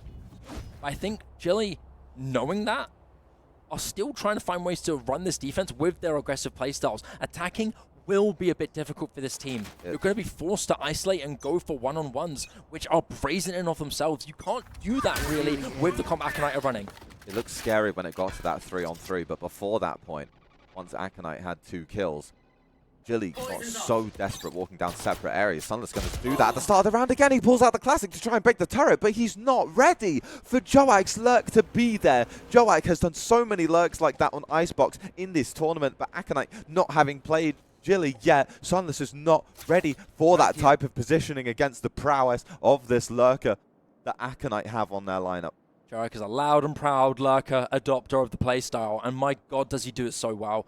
Bane switching the turret to catch PorkyChop off guard. Gogs has so much information down on B. Yeah, Sunless, of course, sorry, but I mean, this is a really good push still from Gogs on this Viper.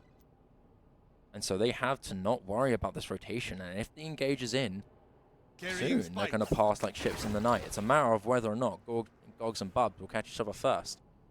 Tide soon to be thrown out from Miso, with still all 5 members of Aconite alive. They're going to be walking up. Walking up with this Blade Storm, trying to take a one-on-one, and he will catch out the duelist.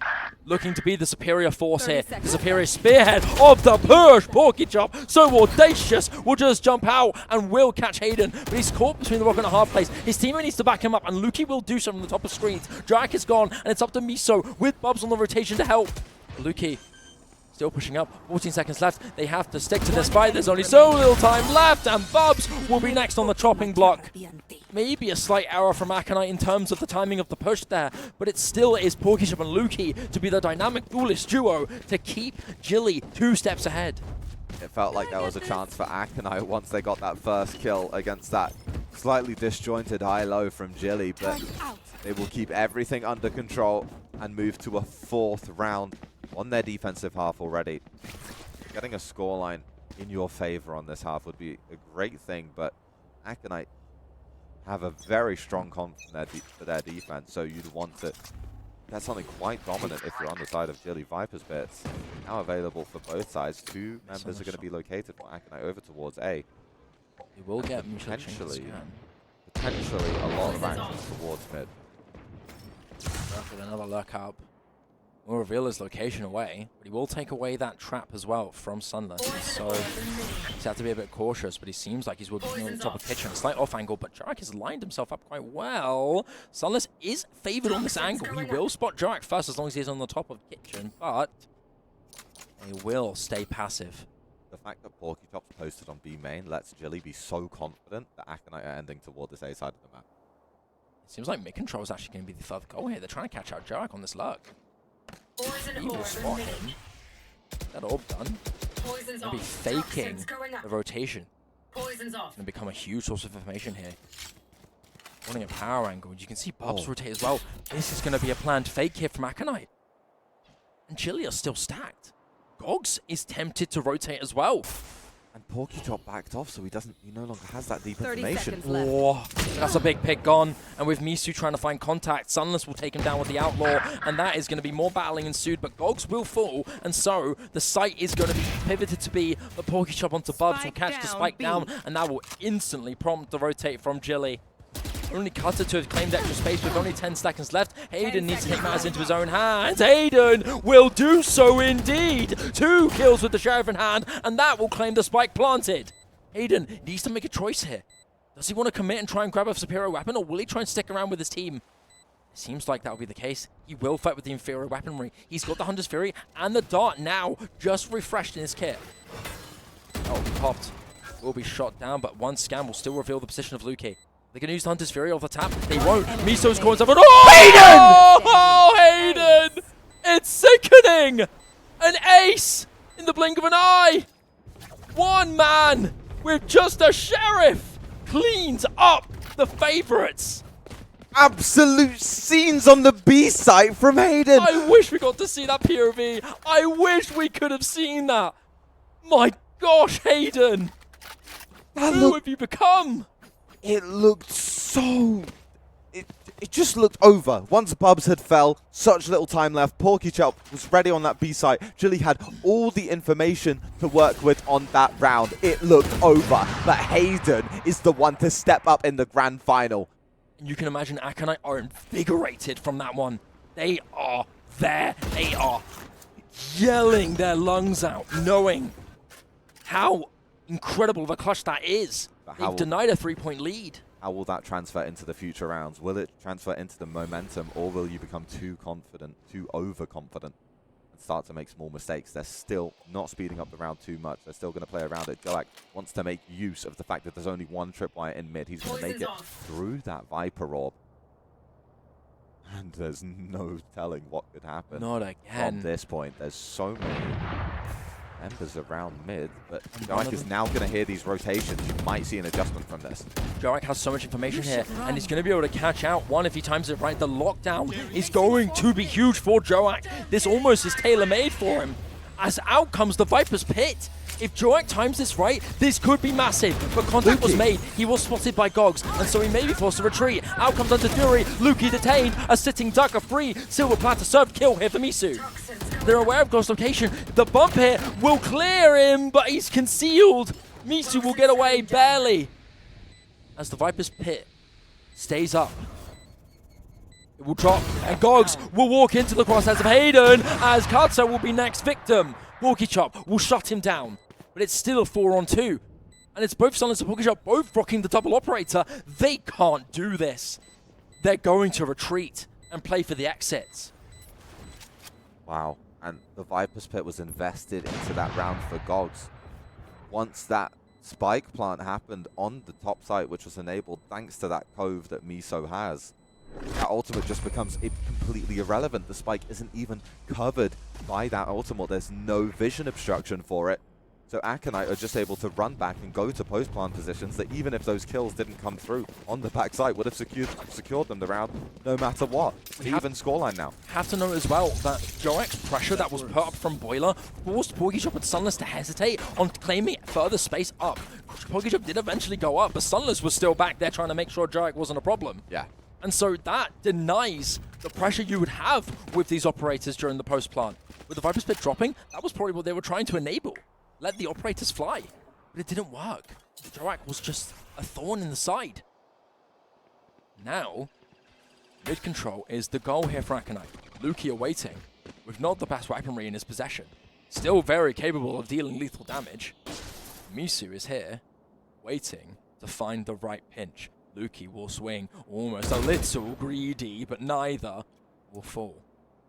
Now Cutter is going to be so ready to take that angle, holding window from the lower part of mid, but not going to see anything just yet. Joak now takes that position that Misu just occupied, breaking utility to make them aware that someone is in this position. He's able to pop the Viper's Orb if he so wishes to get out, or just cause confusion. Sunless posted up on this deep A angle again, provides so much information, and now they know they're going towards A. Joak, superior lurker, but will be instantly traded out by Luki with the Sheriff, so he will be able to put himself in position where he's going to have a rifle in hand, might be able to use the Empress as well, and he will pop it. Out comes the engage now.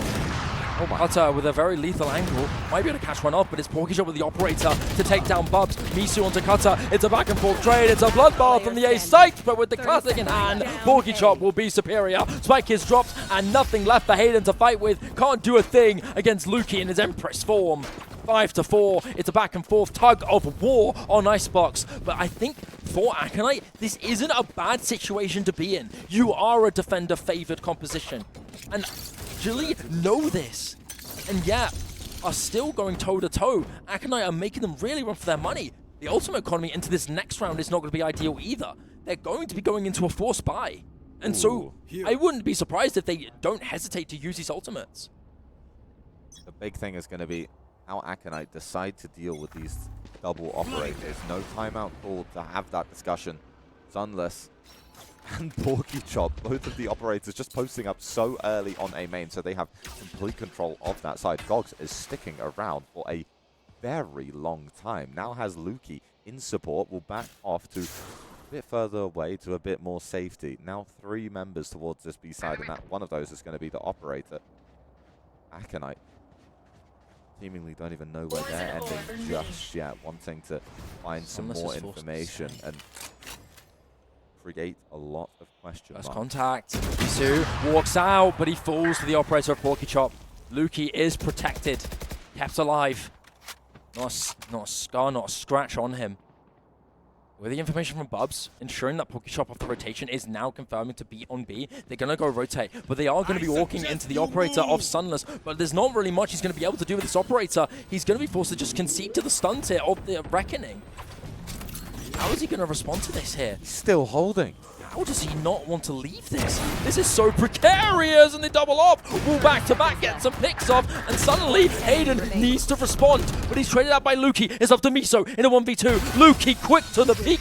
Maybe risky on paper, but confidence is key, and if you're confident like Lukey, who the hell cares who you swing? It is a good start for Gilly. They're starting to separate. PokeChop and Lukey both with really strong kill deaths. 14-4 from PokeChop. Exceptional levels. This is what to expect from the star duelist of back-to-back champions. Yeah, and not to mention, when Sunless is on it, they are damn on it.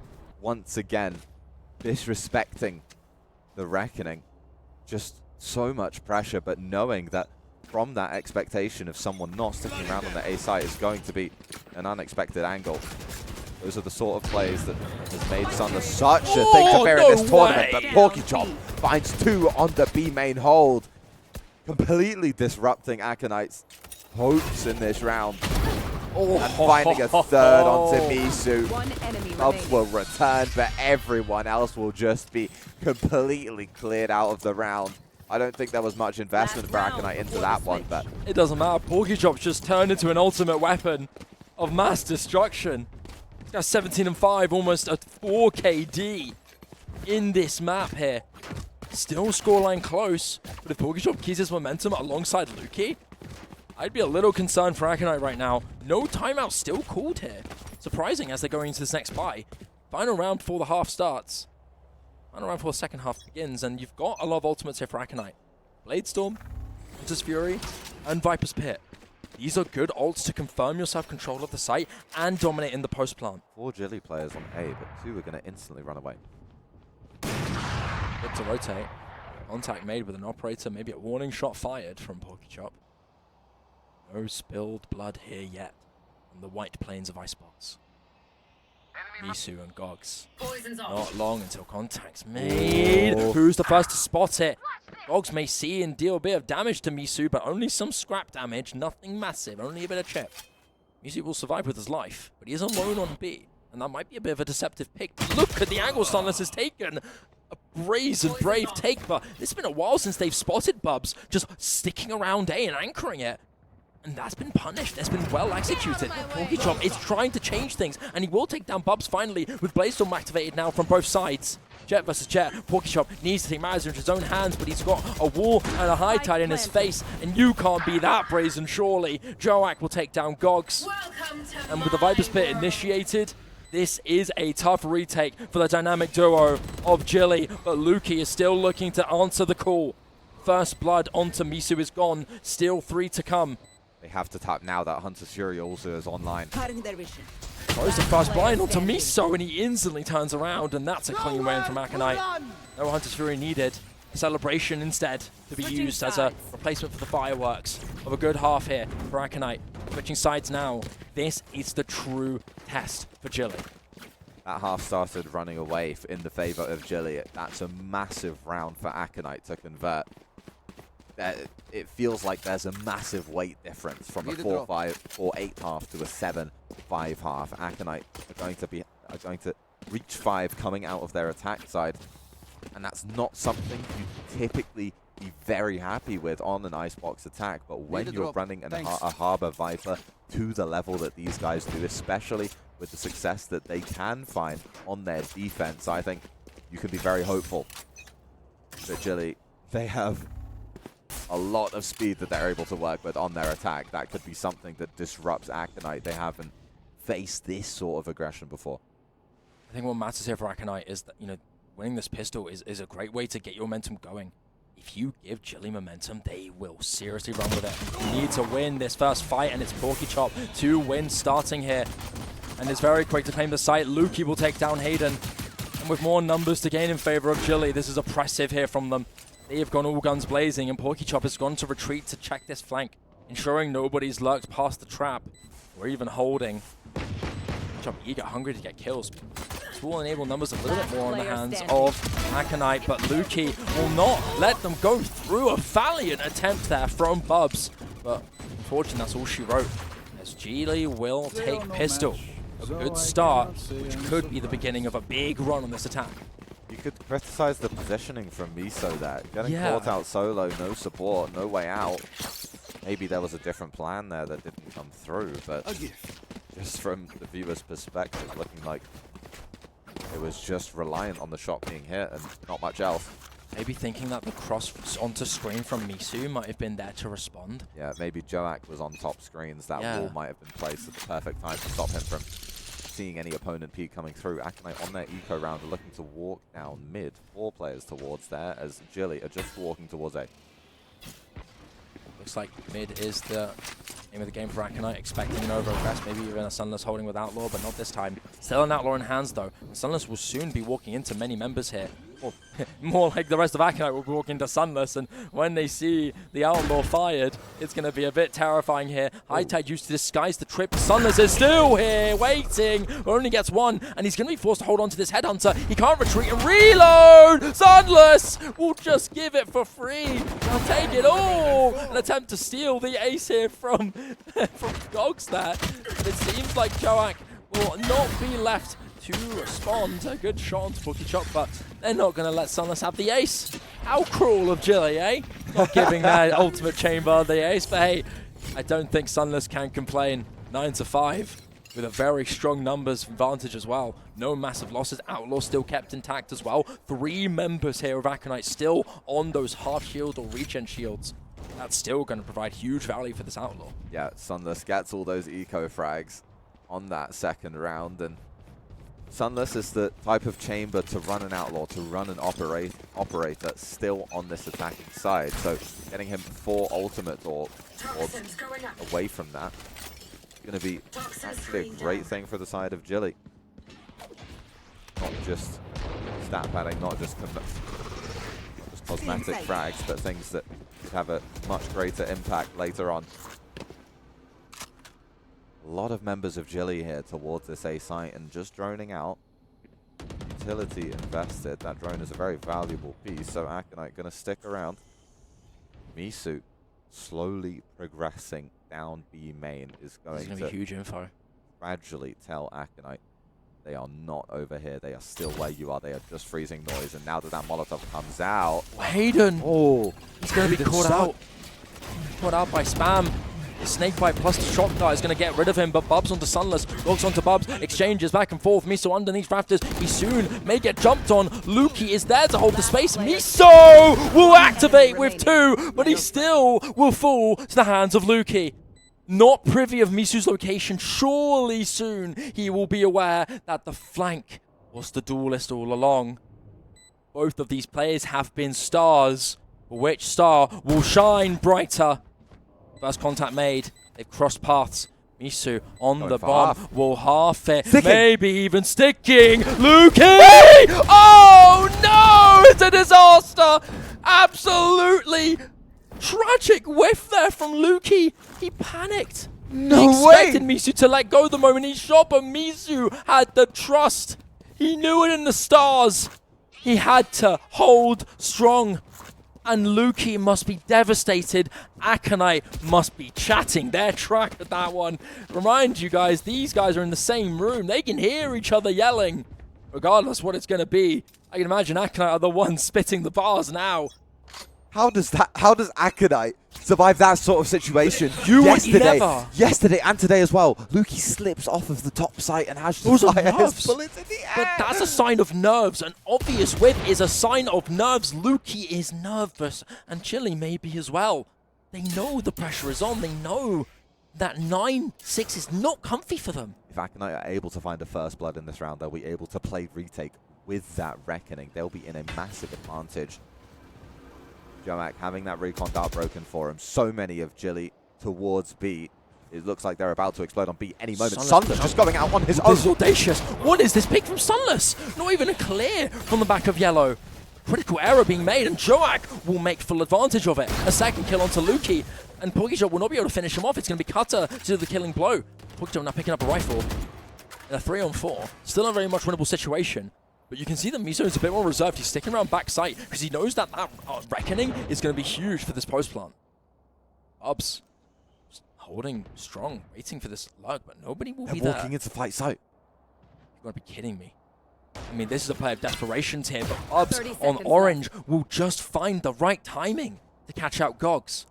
30 seconds left on hand. Walkies knows he has no choice but to fight, and it will just be him alone, and not long till he falls suit next. It will be Aconite to close the gap slowly but surely. Now, 2 rounds difference from 4 to 2. Positions of Aconite, too much to deal with in the late round, and they will move up to 7 just within 2 rounds of Gilly now. That first round was very close, and the second is looking to be just the same. A reminder that if Aconite converts this one, that is the tournament over. That would be a sweep for the team coming out of the lower bracket. Gilly will not want that to be the case. They would not want to wait all of yesterday for this grand final just to not convert it for themselves. Sunless will know where that alarm bot was initially spotted, will definitely want to take that out and does so. There's now absolutely no information for Aconite towards the middle of the map. That may Oh, look at these Vipers though. Gogs and Joak. Does Joak have any idea? Gogs is lurking up! Maybe not, but the reactions are quick enough. Gogs will fall and lose the leverage that he has with the positioning, but Sunless is trying to catch more. Not a lot of mid-control confirmed here. You can see they're playing reserved, letting them claim the space and just walk into them. And Aconite is staying strong on this one. Miso again, tucked up around the back of Jen. crossfire between Hayden and Miso. Nowhere to run! He's not going to break the die. He's going to let himself get scanned. Miso is going to get popped, but he will move around. The life, the acrobatics will be perfect bait for Hayden and Miso to catch. And Misu's looking to be the one to hunt more, as it's just Cutter alone. Ironically, being the one who will soon die to 1,000 cuts. There's so many members of Aconite awaiting him. 30 will be seconds the left. next lamb on the slaughter. He just needs to do a bit more damage, but it won't happen. A flawless for Aconite. Momentum building.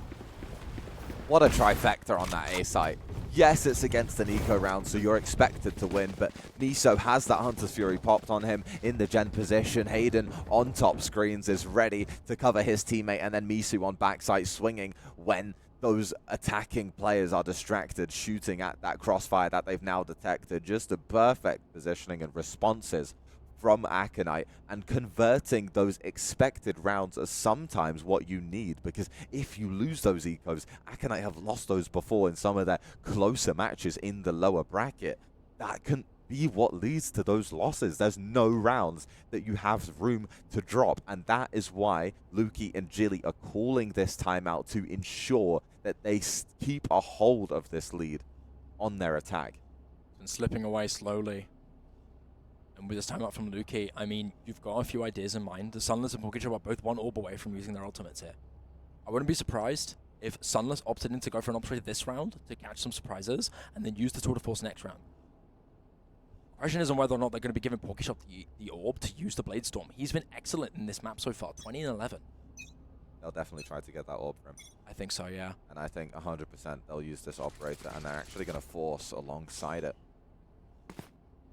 I mean, this is a scary prospect here for Gilly. Yeah, Sunless will be able to invest in the round no matter what, as they'll get that final orb online to have the Tour de Force. He has 1,000 credits, but he's choosing not to use the shields. This is a risk that Gilly are taking. And honestly, iconic to them at this point. You guys love taking risks. Sunless is born a risk taker. That's why he's so successful. The guy can just land the shots to take those risks. Miso He's not is cleared from the not drone. Cleared. If Sunless is not checked here, oh, Miso! Just timed wrong on the swing. Sunless was still running down ramp, and so he manages to get away and grab a pick. The starter duelist of Aconite is out early, and Gilly are trying to find ways to take advantage. Freezing, expecting something to happen. Hold on, potential battle in mid. Gogs is actually on that side towards A. Not going to find anything, but Joak is going towards mid, and Aconite is taking the risk of having no one support towards B main, and it's paying off Hayden. Evens out the numbers, and now Aconite are able to move around just a bit. What's going on here? I mean, Not sure, Lukey just swung out dry. No flash, no nothing. Gilly No dash on Pokechop either. seemingly ready to commit to this A side. 30 There's no seconds time left. to rotate. 30 seconds. They have no choice, and the Reckoning's going to make this even more difficult of a challenge. They're forced to run to Aconite, and they will fall Spike to down Aconite too. Sunless knows it, Right here. and he's just going to concede. He's gone out of the picture. 10 seconds left. 10 seconds And I mean, left. Sunless at this point is just going to be up in jail, waiting to just find his numbers. I mean, the trigger's been there as well. Chip toss in the night.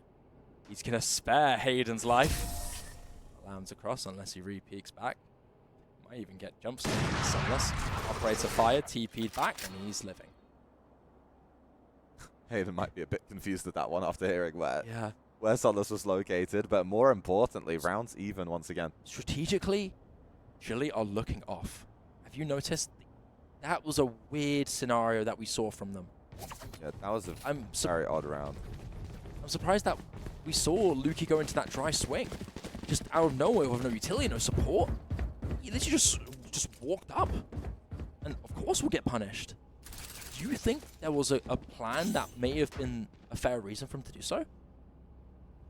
I mean, potentially, it sort of looked a bit similar to some rounds Aconite were doing, where they would Really? make presence on A, freeze to then allow the defensive side to have some confusion. We are going to have a bit of a tech pause coming in here, so maybe that was part of it. There was a slight pause from Pokechop in their progression up on A that looked a bit wrong, to say the least. However, Gilly still need to convert this map. Still had 4 rounds in a row from the side of Aconite, and yeah, as I was saying, they paused on that A site to try and cause confusion, to not reveal where they were, but Pokechop eventually got tagged by that recon dart. But you would freeze like that to hope Aconite rotate away, second guess themselves, put a player towards B, but they just risked it and kept players on that other side, just all stacked towards A. And Yeah. just still in that tech pause for now. We're not exactly sure what the issue Maybe is, a bit but of a longer hopefully tech pause. I'm not sure if we're going to be even going to a break, depending on how long the tech pause is, but I believe it may be a player from Gilly who's not feeling too well. Maybe something to do with their peripherals not feeling right, but I have to wait and see if we are going to go into a break, but we will continue. We'll continue just talking through about that. I mean, it's looking like Aconite are bringing their momentum back, and they are abusing that defensive strength that they're really running. It's a scary prospect here for Gilly. You are one map down, and you are starting to be. You are getting swept in these recent rounds. Yeah. Only in the last 6 rounds they've won 2 of them, 4 in a row, soon to probably be 5, depending on how they choose to pick this financially. Looking with those mic issues, unfortunately, that we've noticed from production. Yeah. It may be a little while before we get those sorted out, but we have to wait and see on whether or not we go to break, depending on how long the issue persists. But hopefully, we won't be keeping you waiting too long. I mean, Aconite are close, really close, to securing themselves that victory and making the upset happen. It's beautifully done. Yeah, just slight lag issues, I assume, on the connection side rather than the hardware side. But I mean, the tension is going to increase massively. Oh yeah. In a time like this, I where mean, you have to. you could argue this is a bit favored for Gilly because now Aconite cooling down a bit, but maybe they're going to be using this chance to talk about some extra ideas, right? And I'm curious on how that's going to work out. Again, I'm not sure if we're going to go into a break because this seems like a bit of a longer tech pause, but I'm not too sure. I have to wait and see on how this will persist and how this will continue. But we are going to send to a break. Thank you, production. We are going to be sending to a break. Don't go anywhere, guys. We won't be too long, we promise. Because I mean, I want to see this action too. Yeah. I want to see what ends. So we'll be back after the break soon once the tech pause has been resolved.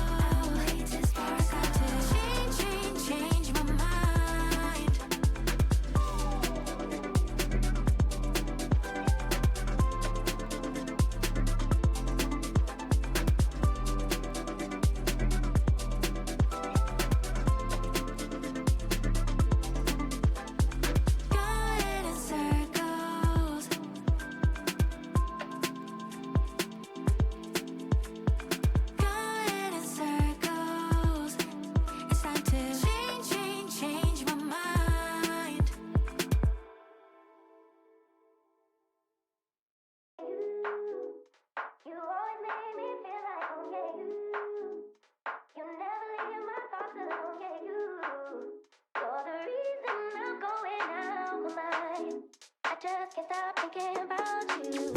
Take it away, feeling too good to me. Chilling all day, all in your space is where I wanna be. Here in this room, what did you do? I just can't get enough. Too caught up in your love. I've been trying to forget, but you won't let me. Something in my brain wants you. I've been hanging by myself, asking for help, but nothing seems to work on you.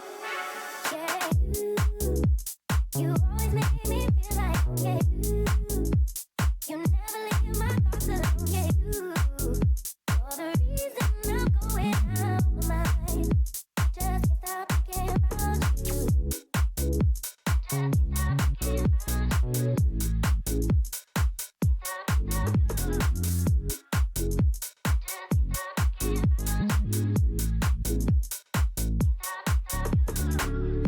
All that I crave when you're away, nights are sleepless. Do we need space? Yeah, maybe a break. Boy, you're my weakness. Give and we take, the love that we make, it's my favorite drug.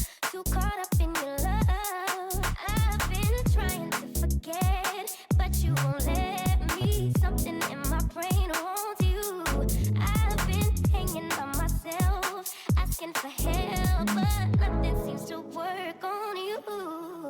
Yeah, you always make me feel like home, yeah, you never leave my thoughts alone, yeah, you're the reason I'm going out my mind. I just, yeah, you always make me feel like home, yeah, you never leave my thoughts alone, yeah, you're the reason I'm going out my mind. I just can't stop thinking about you.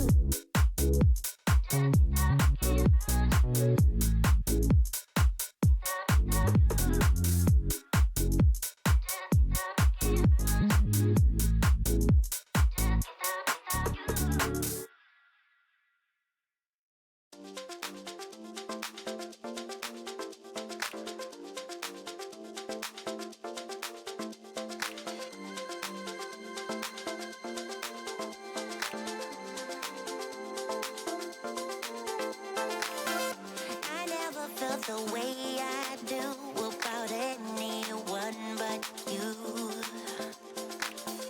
If I were to lose you now, I don't know what I might do. You're in all of my dreams, whether I'm awake or I'm asleep. My love ain't going anywhere, babe, I'm in this way too deep. Yeah. It takes courage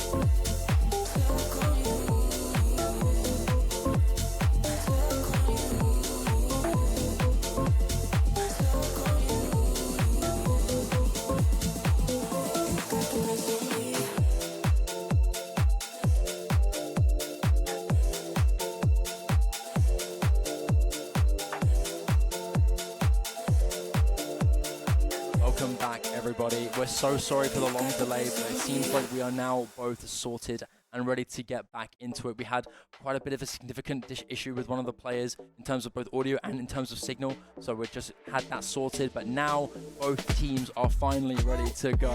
Isaac, this is still a really close map, but I mean, now things could just go back all over the place again. We don't know if it's going to be switching back to the same momentum as before. We'll have to wait and see, because both players said they're ready, they're good to go. They haven't really had a chance to get back on the client and re-warm themselves up. This is going to be a bit of a scrappy start, a scrappy resuming of this series, but we hope that nothing will change too much from what we expect, because right now, Aconite are on the comeback here. 4 rounds in a row to hold their momentum over Gilly and maybe claim the title. This is where LAN experience is coming to play a lot here, and Gilly have more of that. Aconite won't have much experience with dealing with these sort of lengthy tech pauses that you're not able to take about practical discussions within. Aconite are going to be sending these two right down middle, but Gilly are just going fast-paced on one beat. Comes a blaze from before Chop as well, looking to claim some quick rapid space swap through yellow. Joak waiting on the cornerstone. White trying to isolate a pick, but he falls to the hands of Lukey, and Aconite are not there to back him up. Is slow, and Gilly are fast to fight back, but Bubs will counter with one of his own. Blaze Storm popped here from Misu as well, waiting for the plant to confirm before the lockdown is initiated, and down it will go. Look at Misu, updraft, dash out, will just evade the shot from Sunless on the operator, but he will still get a little bit of damage. Misu through the smoke will take down Cutter, and Misu with the operator as well. Brainstorm as well, timing perfect. It's a mismatch, but it goes in the favor of Aconite. That was an immaculate lockdown from Bubs. Yes. Both Gogs and Lukey had pushed CT, but there was so much space that they would have had to cover to get outside of the lockdown on that side of the map. They had to run back, but there was just no time to even safely cross. They were either going to get detained or get killed beforehand, which is exactly what happened. That was a great turn of events and sequence for Aconite there, but beautifully played in that scenario. Now 5 rounds in a row. They have not skipped a beat coming out of that tech pause. Yeah, no fear coming out from Aconite. Still prepared, still vigilant, still here to play. And Gilly honestly looked solid themselves, but with the composition that they're running, they have to take risks. They have to keep fighting, and that means walking into some of the scary setups that Aconite have ready for them. And Sunless again, really close to sniping out Misu from the sky, and it didn't land.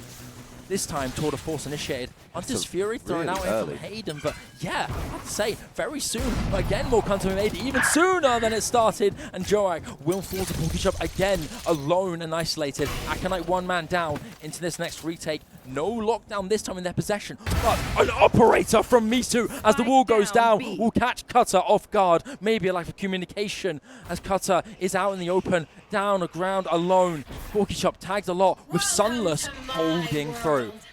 Out comes the Viper's Pit here from Gogs. But the Operator battle will once again go in favor of Misu. Ball is down! Misu! How do you do this, man?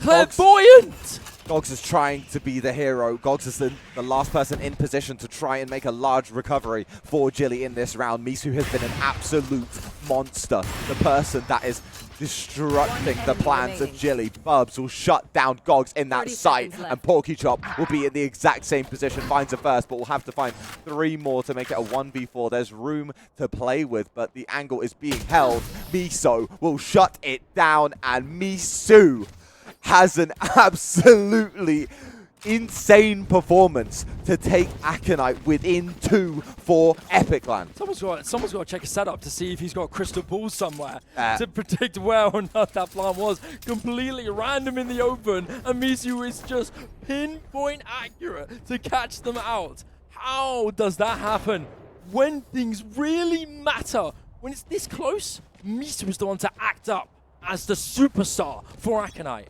Misu very good, but this is not normally. Someone check PC.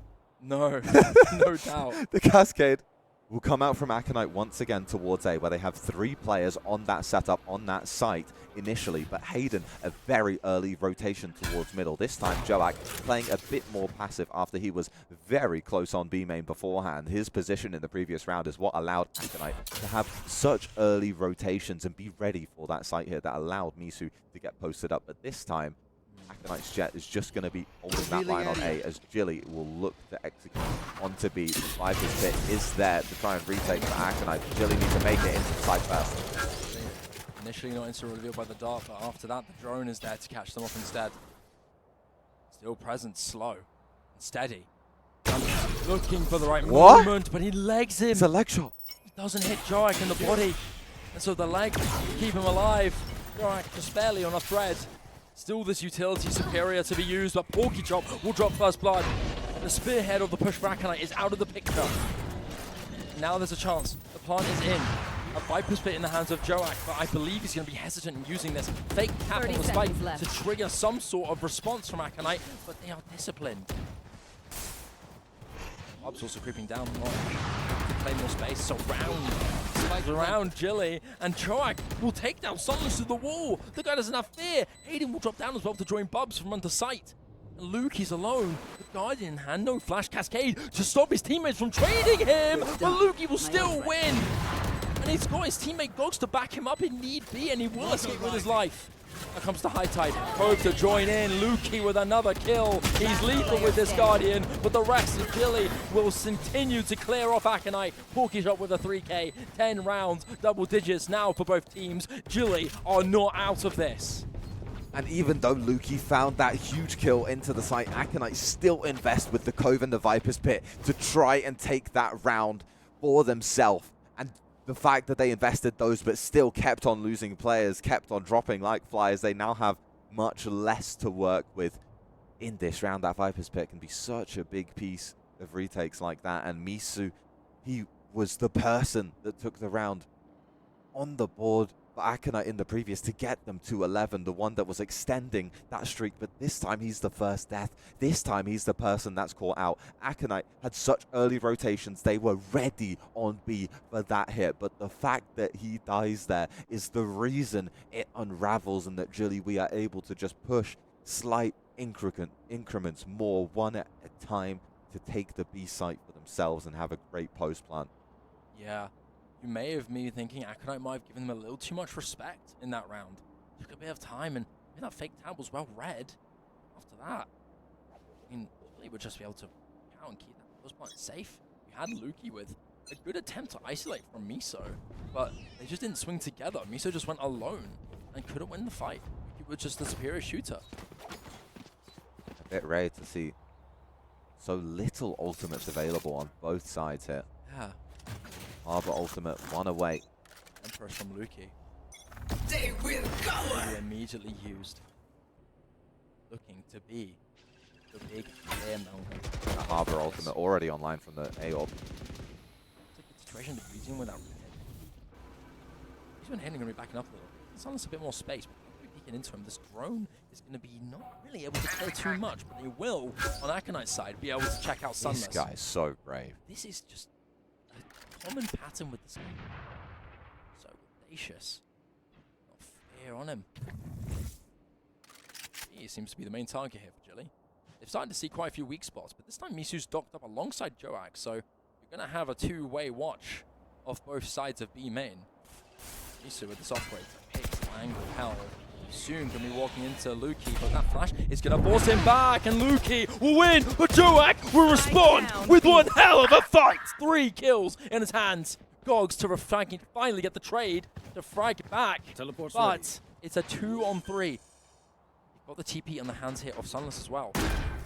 He's going to be able to have an anchor to safety, which might make him greet this push. Now comes the reckoning from Miso. Positions revealed. 2 members here on the back site. One back of yellow, now scanned. Gogs will be back there. Sunless with the TP. The One stick enemy is going to be remaining. in. Barbs with 1. Sunless alone to wait. He has to accept his fate in this, and he will even fall with the operator. Aconite are 1 round away from becoming Epic Land champions. Match point. The superhero of Joak comes back right towards the end of Icebox. What a stand on yellow. What a stand. 3 kills. 3, man.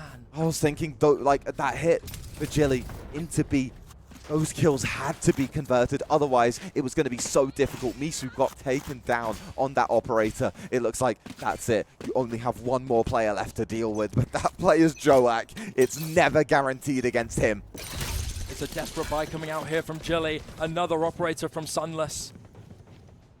A last dance here for the superstar opera, who has not been enabled as much, who's not been able to do what he's been doing in the past throughout this tournament. His reign of fear is there, and 1 down for Aconite. Misu needs to wait for 4 more. Hunter's Fury thrown out. Won't be much here. Operation from Sunless, another shot, 2 scans coming in, 2 revealed on the back of Maze. They're going to be trapped, Gogs in jail, looking, but can't do anything against Misu. The Soup duo will join in, but Misu is traded a 4-on-2. Aconite are so close from breaking the streak that some of the decorated members of Gilly have. Sunless is next, and it's all on Cutter. All on his shoulders, and he can't do a thing to Aconite. The band of brothers had to go through hell in the bracket, will become your EPIC45 VALORANT champions. The newcomers to Epic pull it over the line, winning EPIC45 with a sweep in the grand finals. After they come from the lower bracket, they have to fight that double ban veto disadvantage, and they take it over the line nonetheless. Aconite will be happy with that one. All the odds against them, every single factor in favor of their adversary, and they still pulled through. These guys had a rough beginning, just barely choking a loss against the last resort, but not only bringing themselves back, getting the hell back up matters more than anything in these tournaments, and boy did they get back up. They destroyed Crescent Orchid. They took down Office Chair Moment. They got their emphatic revenge against the ones that knocked them down before. And then to top it all off with the cherry on top, they triumph over the ones destined to win it all and keep the dynasty of Willie G alive. Now no longer for some of the players here.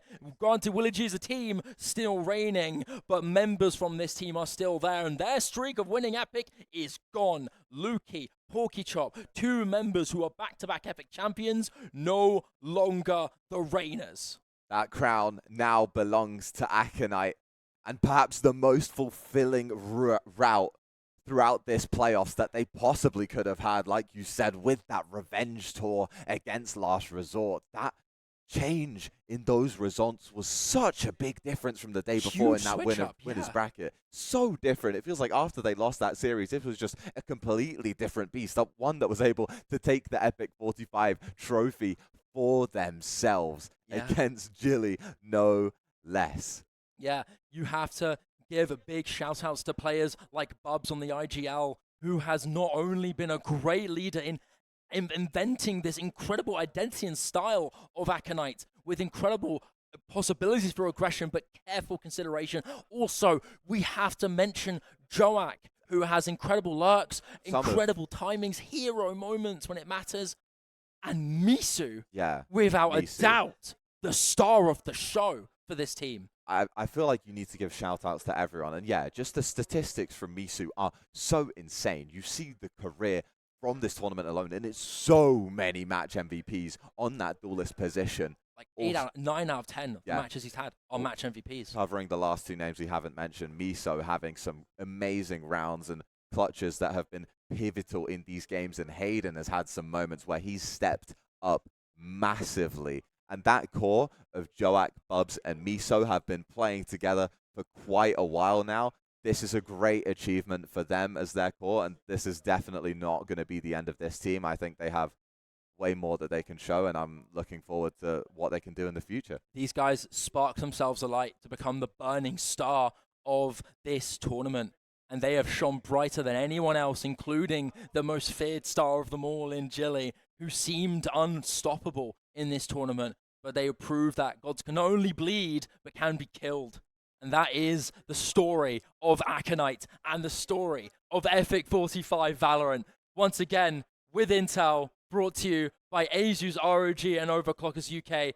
Isaac, it's been an honor, my friend. Thank you for this moment to share. It's been a pleasure. Thank you to Prod. Thank you to our co-casters. And we'll see you guys next Epic for EPIC46 in October. Thank you so much.